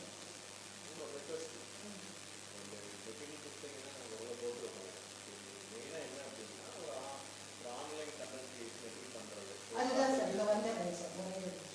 So we are the same இல்லை எனக்கு சொன்னது வந்து it will be covered கொஞ்சம் கொஞ்சமாக, அதனால நான் okay. So இப்போ when you are preparing a course which has to be highlighted, skills to be developed. Yes sir, that I know very well sir. So but when you want to make the lagging parameters, how to implement the current micro credential. Sir, அதுதான் சொல்றேன். அது வந்து when you want to make it, நீங்க தான் objective outcomes you have to sir, no. In online format, when you want to make it, it involves, that's why I have given so many universities examples. I cannot directly ஒரே ஒரு course எடுத்து கொடுக்க முடியாது. ஏன் அப்படின்னு வச்சுக்கோங்க, நான் இப்போ நான் உங்களுக்கு கோர்ஸ் கொடுத்தே பாத்தீங்களா, ஃபார் எக்ஸாம்பிள் மைக்ரோ கிரெடென்ஷியல்னா என்னென்ன ஆக்டிவிட்டிஸ் இருக்கு, அது எந்த மாதிரி லிங்க் பண்றது. ஃபார் எக்ஸாம்பிள் வந்து மேக்கிங் ஐஸ்கிரீம் ஒரு ஓகே, இப்போ அவங்க வந்து என்னெல்லாம் இன்கிரீடியன்ட் உள்ள ஆட் பண்றது, அதை வந்து மைக்ரோ கிரெடென்ஷியல்ல எப்படி பண்றது, சாஃப்ட்வேர்ஸ் என்ன யூஸ் பண்ணலாம். சாஃப்ட்வேர்ஸ் வந்து will be tomorrow will be explained sir. ஏன்னா உங்களுக்கு சாஃப்ட்வேர், அதனால தான் சொன்னேன் உங்களுக்கு சாஃப்ட்வேர் நீங்க என்ன சாஃப்ட்வேர்னு எதிர்பார்க்கறீங்க. உங்களுக்கு 2 இருக்கு சார். ஒன்று வந்து என்ன, நான் உங்களுக்கு சொல்லிடுறேன், முடிச்சுட்டு சொல்லிடுறேன். அதனால தான் see we have இதெல்லாம் விட்டுடு. Then sir explain, this one sir explain, you have based on your content, நீங்க தான் டிசைட் பண்ணணும் உங்க கண்டென்ட். எங்க டாக்கிங் ஹெட் வேணும், பேச மட்டும் செய்யணும், எங்க நம்ம ஸ்கிரீன் காஸ்ட் ஸ்லைட் காஸ்ட் காமிக்கணும், எங்க டெமோ. இதனால தான் நான் ஒரே ஸ்லைடா போட்டேன். Now I have not made it different slides. Why? Because where you are going to have a demonstration, where you want to do, where you want to have a storytelling, it is art. When a tool is immaterial, please understand. நீங்க இப்போ ஐஸ்கிரீம்னு ஒரு tool இருக்கு. இன்னைக்கு நீங்க போனீங்கன்னு வச்சுக்கோங்க, இல்ல உங்களோட LMS நீங்க என்கேஜ் பண்றீங்க, யார் உங்களுக்கு டூல் மல்டிமீடியா கண்டென்ட் கிரியேட் பண்ண போறா, நீங்களா இல்ல வந்து multimedia எடிட்டரா? You cannot be a well-versed in your multimedia graphic editor. Please understand. Ma'am என்கிட்ட கேட்டாங்க, அது மாதிரி சொல்லுங்க சொன்னாங்க. நான் சொன்னேன் I am not a multimedia editor. எனக்கு இப்படி கண்டென்ட் வேணும் அப்படின்னு கேட்கறதுக்கு மட்டும்தான் எனக்கு என்ன இருக்கு, ரைட்ஸ் இருக்கு. ஆனா அதை நீங்க லேர்ன் பண்ண ஆரம்பிச்சீங்கன்னா உங்க டொமைனை நீங்க இன்ஃபர்மேஷன் சொல்லிடுறேன். நீங்க ஒரு சின்ன வீடியோ கிரியேட் பண்ணி அவங்க கிட்ட உட்காந்து பாருங்க, எவ்வளவு நேரம் அவங்க எடிட் பண்றாங்க சொல்லிட்டு யூ வில் அண்டர்ஸ்டாண்ட். மேபி நம்ம ரொம்ப பியூரா வேண்டாம்னு வச்சுக்கோங்க, ஒரு சின்ன வீடியோ 5 minutes வீடியோ போடுவாங்க. அதுக்கு வந்து Byju's, they took for 30 minutes video, they took 10 days time. It is not so easy, which is appealing. நமக்கு வந்து அந்த யூசர் இன்டர்ஃபேஸ், யூசர் எக்ஸ்பீரியன்ஸ் எல்லா டூலுமே நம்ம என்ரிச் பண்ண முடியாது. அப்படிங்கிற வேணும்னா ஒரு சின்ன ஐஸ்கிரீம் டூல் அது மாதிரி நீங்க போய் பார்த்தீங்கன்னா ஆக்டிவ். ஆனா நீங்க என்ன திங்க் பண்ணலாம் அப்படின்னு சொன்னா, உங்க கண்டென்ட்ல எந்த இடத்துல டாக்கிங் ஹெட் வேணும், எந்த இடத்துல நான் டெமோ காமிக்கணும், ஏன் ஃபேஸும் வந்து டெமோ காமிக்கணும், R whether I am going to run only a demo. That's why I have given this mixed mode as well as this one. So நீங்க அந்த கண்டென்ட்டை நீங்க தான் பிரிக்கணும். அவர் சொன்னார்ல காட்டால கருவேப்பிலையை என் ஃபேஸ காமிக்காம ஏன் கருவேப்பிலைன்னு காமிக்கிறாங்க. நம்ம ஃபேஸ்ல கருவேப்பிலைன்னு சொல்றதை விட விஷுவல் டக்குன்னு கருவேப்பிலை எடுத்து வச்சுக்கோங்க போகும். A small example. User logic. இதுல வந்து யார் வந்து மேஜரா ப்ளே பண்ணுவாங்கன்னா he knows very well. We cannot play his role. Whereas I can decide when I am going to prepare a 30 minutes content, which one I am going, how to prepare it, and I cannot make a simple PDF go to where or simple PPT go to where. So I have to identify the learning activities. Here the Coursera plays a major role. They don't give the content. பாத்தீங்கன்னு வச்சுக்கோங்களேன், Coursera ஒரு course register பண்ணி பாருங்க. They will be giving simple text in a HTML page, 2 minutes video, just they elaborate it. Whereas where they score high marks in the content presentation, it may not be a simple text content preparation. Or உங்களோட ஒரு model வச்சுக்கோங்க sir, இப்போ இருக்கு உங்களுக்கு HR analytics எடுத்துக்கோங்க, data analytics you are going to place. Data analytics, when you are going to do a analytics tool ஏதாவது காமிக்க போறீங்கன்னு வச்சுக்கோங்க, that time you will be playing a which one? Screencast. புரியுங்களா உங்களுக்கு? அந்த ஸ்கிரீன்ல தான் எடுத்து காமிப்பீங்க. Whereas if you are going to explain this formula to be entered with the help of Python, simple இத மட்டும் தான் காமிப்பீங்க. Whereas உங்களுக்கு you want to emphasize இந்த இடத்துல தான் நீ எரர் பண்ணுவ, so what I am typing, அப்போ அதுதான் sir மேஜரா. The tools are plenty available. Whereas which is not available, how to present the data, அது நமக்கு எக்ஸ்பீரியன்ஸ்ல தான் வரும். You have to think in the customer's mind. You were saying about the topology, one is அதேதான். But இது பத்தி if we are having knowledge alone, no, we can know that which one can be used. Ma'am நீங்க எழுதி கொடுத்துட்டீங்கன்னு வச்சுக்கோங்க, who is going to convert your content to a multimedia persons, அந்த tool LMS tool. அதனால தான் சொன்னேன், இப்போ LMS டூல்ல சிம்பிளா PDF போடுறதுக்கு மட்டும்தான் இருக்கு, வீடியோ போடுறதுக்கு இருக்கு. Whereas ஐஸ்பிரிங்னு ஒரு டூல் இருக்கு, ஐஸ்பிரிங் டூல். அந்த ஐஸ்பிரிங் டூல் போய் பார்த்தீங்கன்னு வச்சுக்கோங்க, எல்லா ஆக்டிவிட்டி, இப்போ மென்டிமீட்டர் யூஸ் பண்ணிருக்கீங்களா நீங்க? மென்டிமீட்டர் வந்து போல்ஸ், நீங்க போய் கேமிஃபிகேஷன் சும்மா போடுங்க, மென்டிமீட்டர்னு போடுங்க. அப்ப மென்டிமீட்டர்ல என்ன இருக்கும்னா போல் வந்து ஆன்லைன் போல் கிரியேட் ஆகும். இப்போ நீங்க டக் டக் டக் டக்னு போடுவீங்க. ஸோ அது வந்து உங்களுக்கு அந்த டூல் யூஸ் பண்றீங்க. அதுதான் அவர் சொன்னாரு, we will be teaching that also அப்படின்னு சொன்னாரு. ஆனா கண்டென்ட் ப்ரிப்பரேஷன் தான் உங்க கையில இருக்கு. எனக்கு இந்த போல் வேணும், எனக்கு இந்த டூல் வேணும், அதை யார் பண்ண போறா? அவங்க தான் பண்ண போறாங்க. ஸோ நீங்க டிசைட் பண்ணணும், எனக்கு இந்த போல் வேணும், இந்த அசஸ்மெண்ட்ல எனக்கு இந்த மாதிரி தான் வேணும். That's what I'm asking, whether the screen cast கொடுக்க போறோமா அல்லது slide cast பண்ணா, if we are having knowledge about that one, we can suggest them இந்த இடத்துல இப்படி வேணும், இது வேணும்.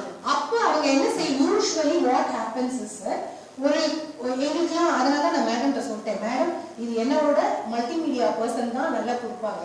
ஏன் வச்சுக்கோங்களேன், அவங்க டக் டக் டக்குன்னு சார் இந்த இடத்துல இந்த டூலை ஓகே இந்த டூலை யூஸ் பண்ணிக்கலாம், it will be plug and play. நாங்க கண்டென்ட் என்ன செஞ்சுருவோம், எங்களுக்கு இன்டராக்டிவா or some what is the success of, அதான் சொன்னேன், இப்போ நீங்க கோர்ஸரா கிரியேட் பண்றீங்கன்னு வச்சுக்கோங்களேன், எங்களுக்கு இந்த டெம்ப்ளேட்லாம் தாங்க, அப்ப நமக்கு அந்த நாலேஜ் எப்போ வரும் அப்படின்னு சொன்னாங்க, when we are learning something. அந்த மாதிரி இப்போ நீங்க படிக்கிறதுக்காக சப்ஜெக்ட்ஸ்க்கும் போகாதீங்க, போகாம என்ன செய்யணும்னா, ஓ இந்த மாதிரிலாம் இருக்கா, நீங்க ஒன்றும் இல்லை மென்டிமீட்டர் போட்டு பாருங்க சார், போதும். அதுக்கு வந்து ஓப்பன் சோர்ஸ் வெர்ஷன் இருக்கும். அதுக்கு நான் வந்து $15 கட்டணும். அப்படின்னா நான் 25 பேரை இன்க்ளூட் பண்ண முடியும். வேறஸ் ஒரு $5 அந்த மாதிரி கட்டணும். நான் ஃப்ரீயாக கொடுக்கணும்னா 5 பேர் தான் நான் வந்து இன்வால்வ் பண்ணேன். அவருக்கு சார் ஃப்ரீயாக தராங்க நமக்கு, புரியுதுங்களா உங்களுக்கு? ஸோ நீங்க கண்டென்ட் கொடுக்கும்போது whether I am going to give only the instructions, whereas இந்த மாதிரி எனக்கு எக்ஸ்பிளைன் பண்ணா சில டைம் எனக்கு நான் மேக்ஸ் எக்ஸ்பிளைன் பண்றேன். won't face the major problem during online education, maths teachers. So அவங்க என்ன செஞ்சாங்க, பாதி பேர் போர்டில், எனக்கு தெரிஞ்சு போர்டில் வந்து நூலை கட்டிடுவாங்க வெளியே சேர். அவங்க தான் நிறைய இன்வென்ட் பண்ணாங்க நியூவா எப்படி பண்ணலாம். So how to focus it அப்படின்னு சொல்லிட்டு. So whether I am going to right something and capture it. நீங்க எல்லாமே டெக்ஸ்டா கொடுத்துட்டு வரீங்க, ஒரு ஹைலைட் பண்ணி காமிக்கணும். So do you have a digital board? Yes, I am having a digital board. When I am recording it, பர்பஸா நீங்க என்ன செய்யணும், ரெக்கார்ட் பண்ணும்பொழுது அந்த இடத்துல நீங்க ஸ்பீச் கொடுக்குறீங்க. So you have to think, இந்த இடத்துல நான் ஹைலைட் பண்ணி காமிக்கிறேன். It may be a pen digital drive or a digital board. Then I am having a audio as well as having the instructions. Then highlighter, எனக்கு இந்த இடத்துல highlight பண்ணி காமிக்கிறேன். For example, MS Wordல I have opened both MS Word as well as MS Excel or PPT or something, 2 documents even you take it. When I cut something in one document, another document also paste is enabled. Otherwise the paste will not be enabled. So I am highlighting this at both are having a same property sharing. 2 different objects. Simple and I wanted to teach a object oriented concepts. So I am taking that as an example with the highlighter. Visual interpretation. Okay, there are 2 objects. Simple. You have to present the content in such a way that they can easily understand. And what is the analogy you are giving? So morning sir சொன்னோட ஒரு சின்ன life time example சொல்லும்போது it is easy for us to understand. So even the bangles what we are arranging is a stack. The last will be a first term. So those things we are giving a analogy. So we cannot keep on presenting the text content and we cannot paste that as a PDF. If we are doing this and more content is available, and this is actually I told Padlet, when you are making use the Padlet.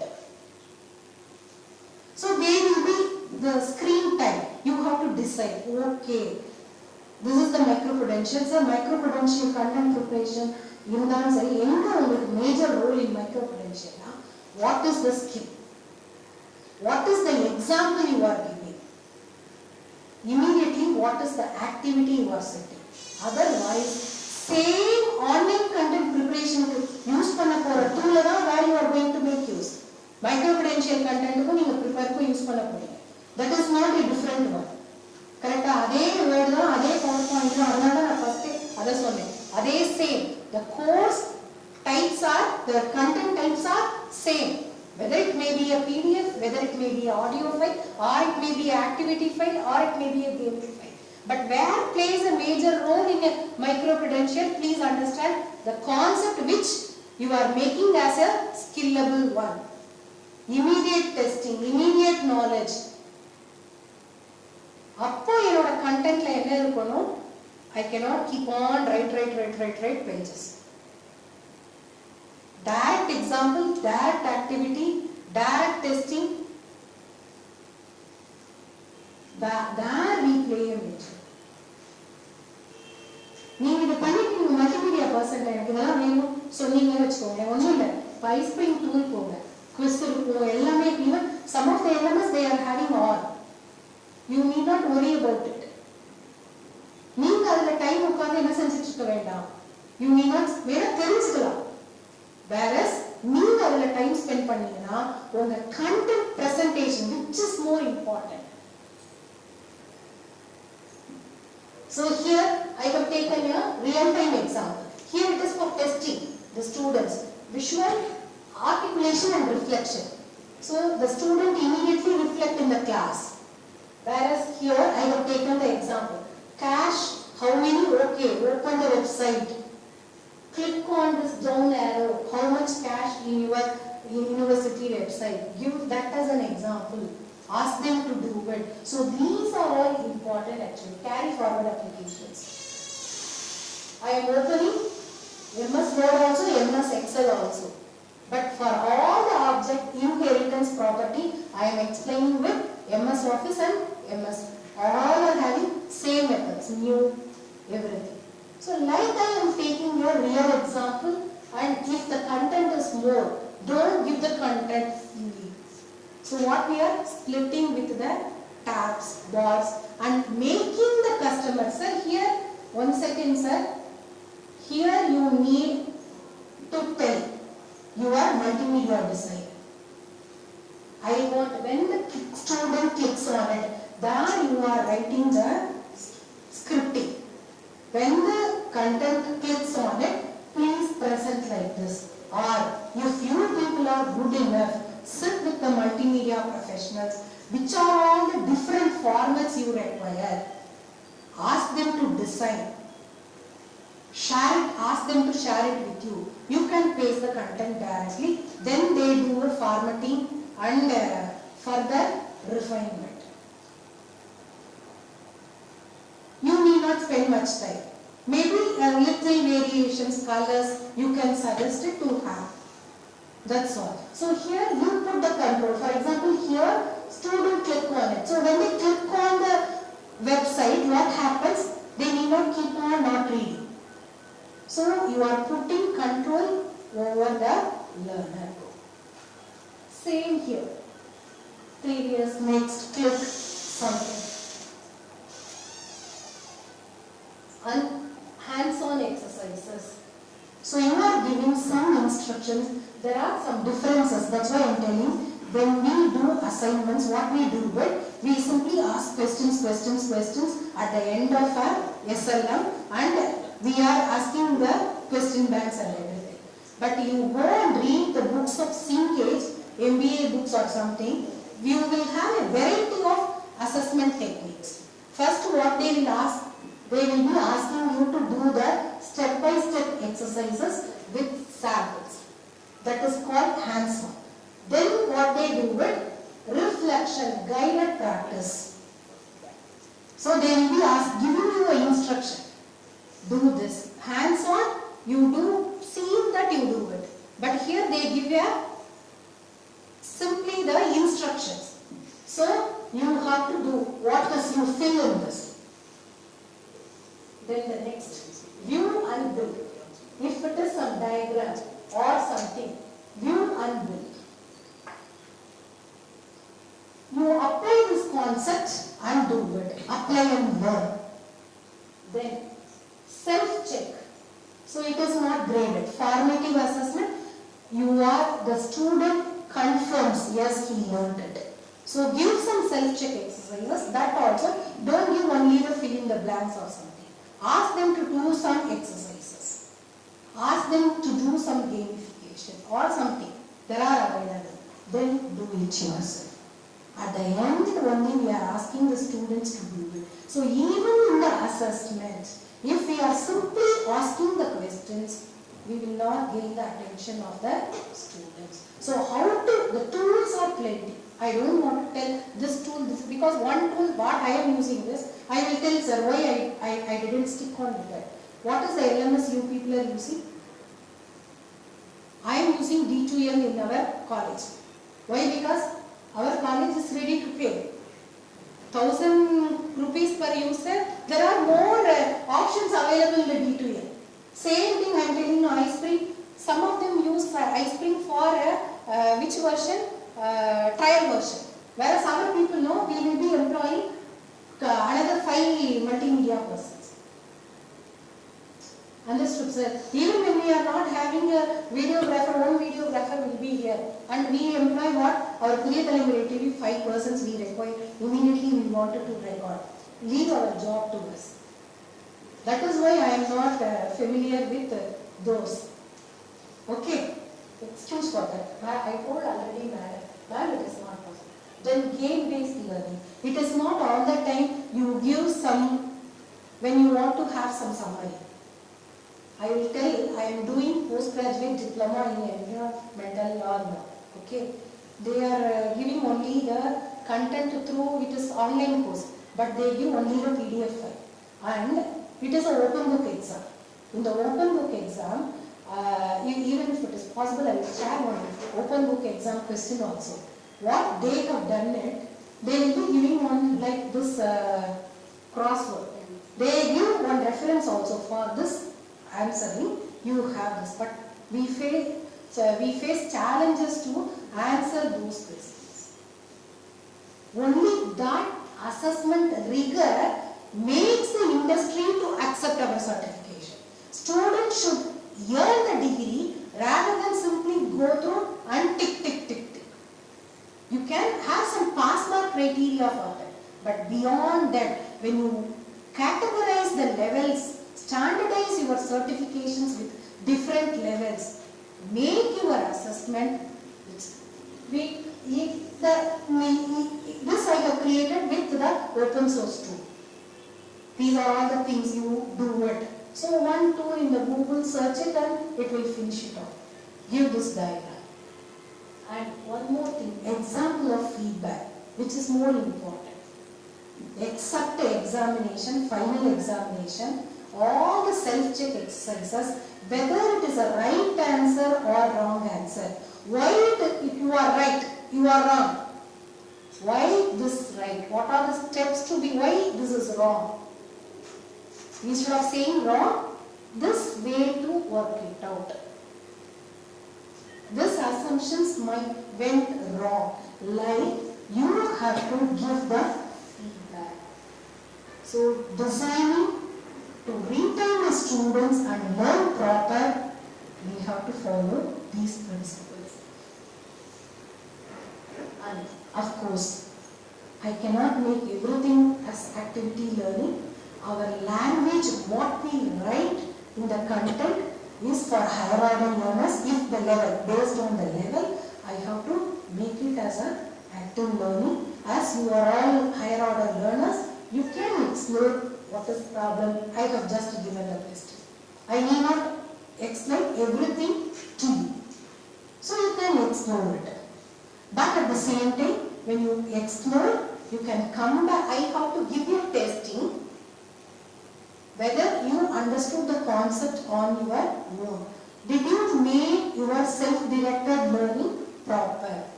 That I have to check.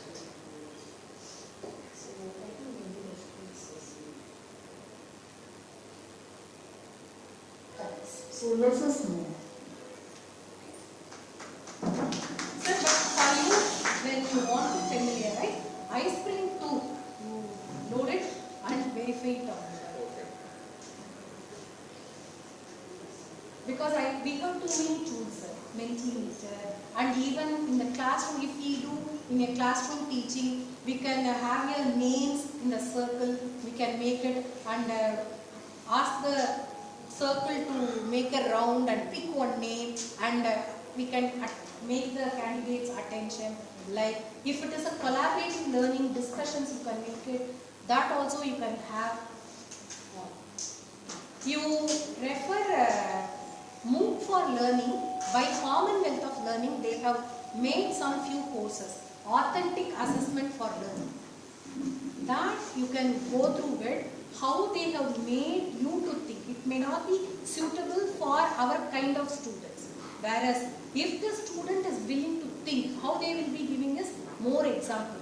Authentic assessment for learning. That course is more useful. You can learn. Assessment for learning. MOOC for learning from Commonwealth. Blended learning course also available, sir. Morning mentioned SAMR model, pedagogy model.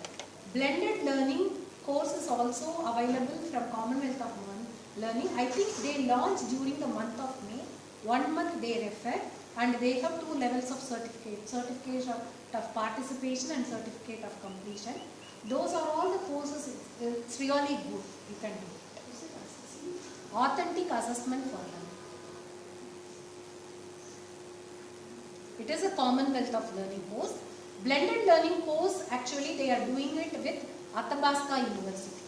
That also you can do it. It is internationally recognized with Commonwealth of Learning. I think authentic assessment for learning, self-directed learning also one course is there. You can understand there are many books available, self-directed learning. That course also if you want it, you will be understanding why they are concentrating more on the concepts. If you go and check the Coursera, they may not have given you more varieties in the content. That is, more tools in the content. Fixed platform. Whereas the content presentation, that actually makes the student to attend the classes. What is the content required for? We cannot simply post 4 PDF file and say that yes, it's not possible.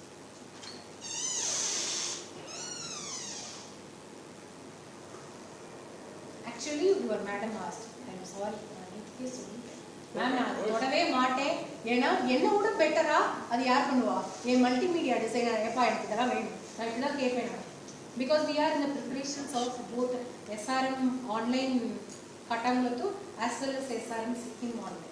நாங்கள் என்ன சொல்லுவோம் எங்களுக்கு இதெல்லாம் வேணும் நீ என்ன டூலை வச்சு பண்ணுவியோ பண்ணு அதுக்கு யார் எங்களுக்கு ஒரு 2 மல்டிமீடியா எடிட்டர் இவங்க கிட்டேருந்து இதை வாங்கிக்கோ அவங்க கிட்டேருந்து அதை வாங்கிக்கோ இதை எனக்கு இப்படி டிசைன் பண்ணுங்க. It should not be a simple SLM template because that is not the online education. ஏன்னா நான் கம்ஃபர்ட் இல்லாததை நான் உங்களுக்கு சொல்லக்கூடாது சார். டூல் யூசேஜ்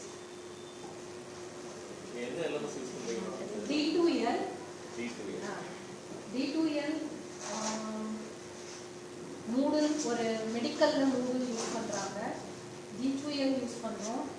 அது பேர் D2L. அதுக்கப்புறம் ஜூனோன்னு ஒரு ERP வாங்கியிருக்கோம். அதுவும் LMS ஓட வந்திருக்கு. So we are going to try. அது தவிர Coursera and Udemy என்னென்னலாம் இருக்கோ அத்தனை because we have to sell our product. Simple as simple.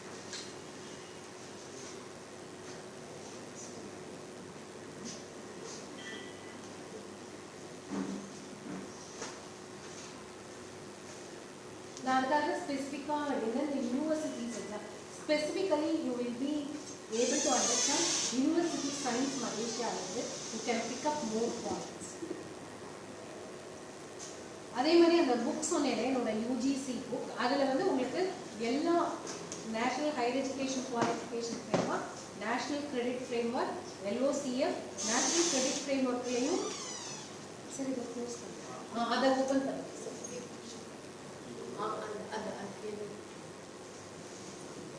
நான் இது மட்டும் காமிச்சிடுறேன். ஸோ தட்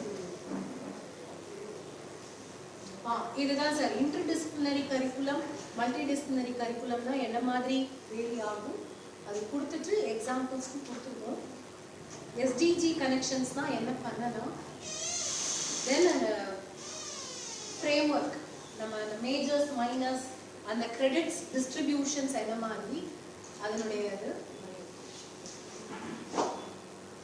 என்னென்னலாம் learning flexibility they have given, that I can cover. So the same example now.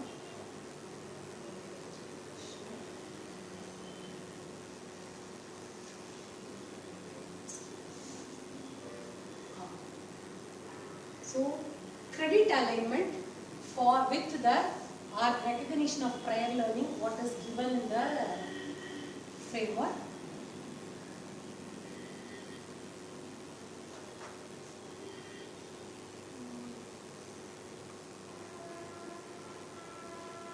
Courses to enable for 40%.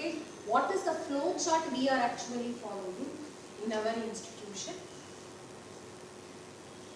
So it is in the recognition. recognition of prior learning, general, not in the same assessment band under the attendance flexibility where and all, whichever part, because ours is a regular. So whichever is a regular attendance flexibility, all will be done. It's not dependent. எப்படி எழுதலாம், objectives எப்படி எழுதலாம், outcomes எப்படி எழுதலாம், the entire thing is covered in this.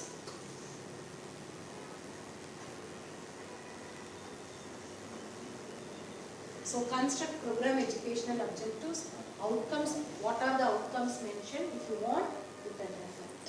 It's covered all the things.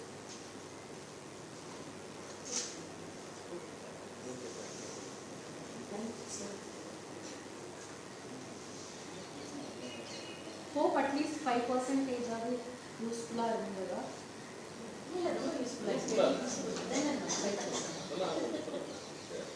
Just on the workshop, on the hands-on experience.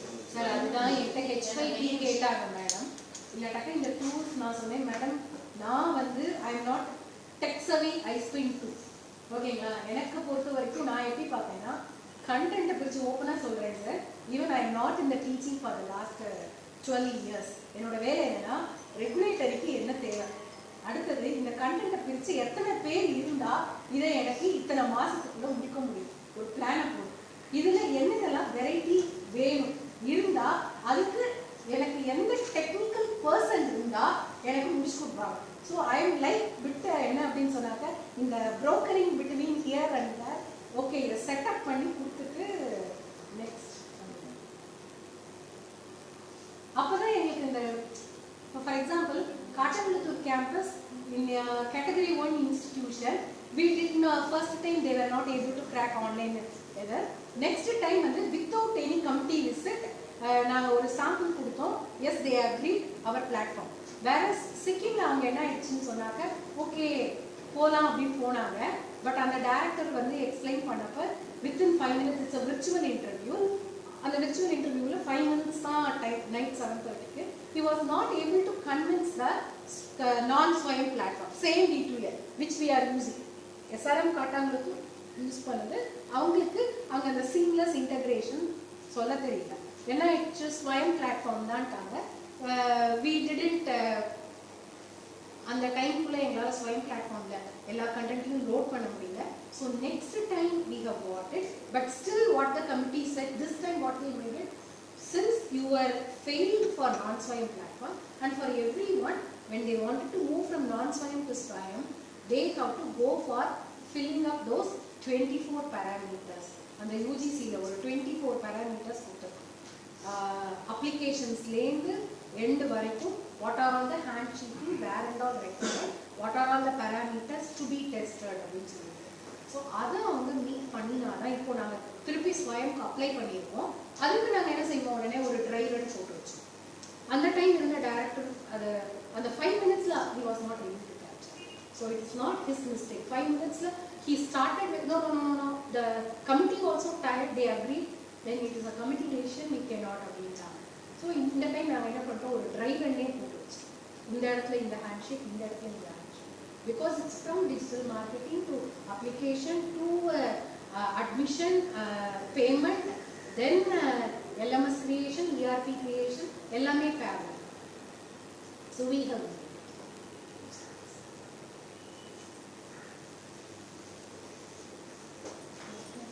Thank you, thank you, thank you.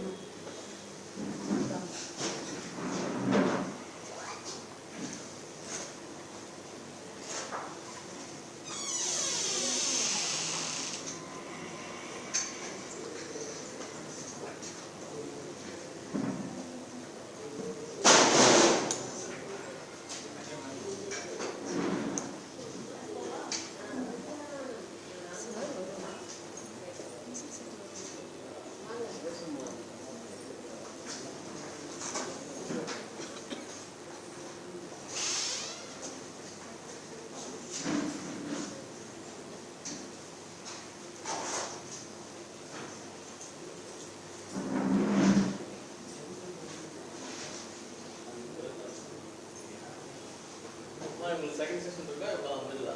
இது இவ்வளோதான் நினைக்கிறேன் sir. ஏன்னா 2 செஷன் போட்டுருந்துச்சு. அது ரெண்டுமே முடிஞ்சிருச்சுங்க சார். ஏன்னா பிரேக் தான் இங்கே கொடுத்துட்டாங்க.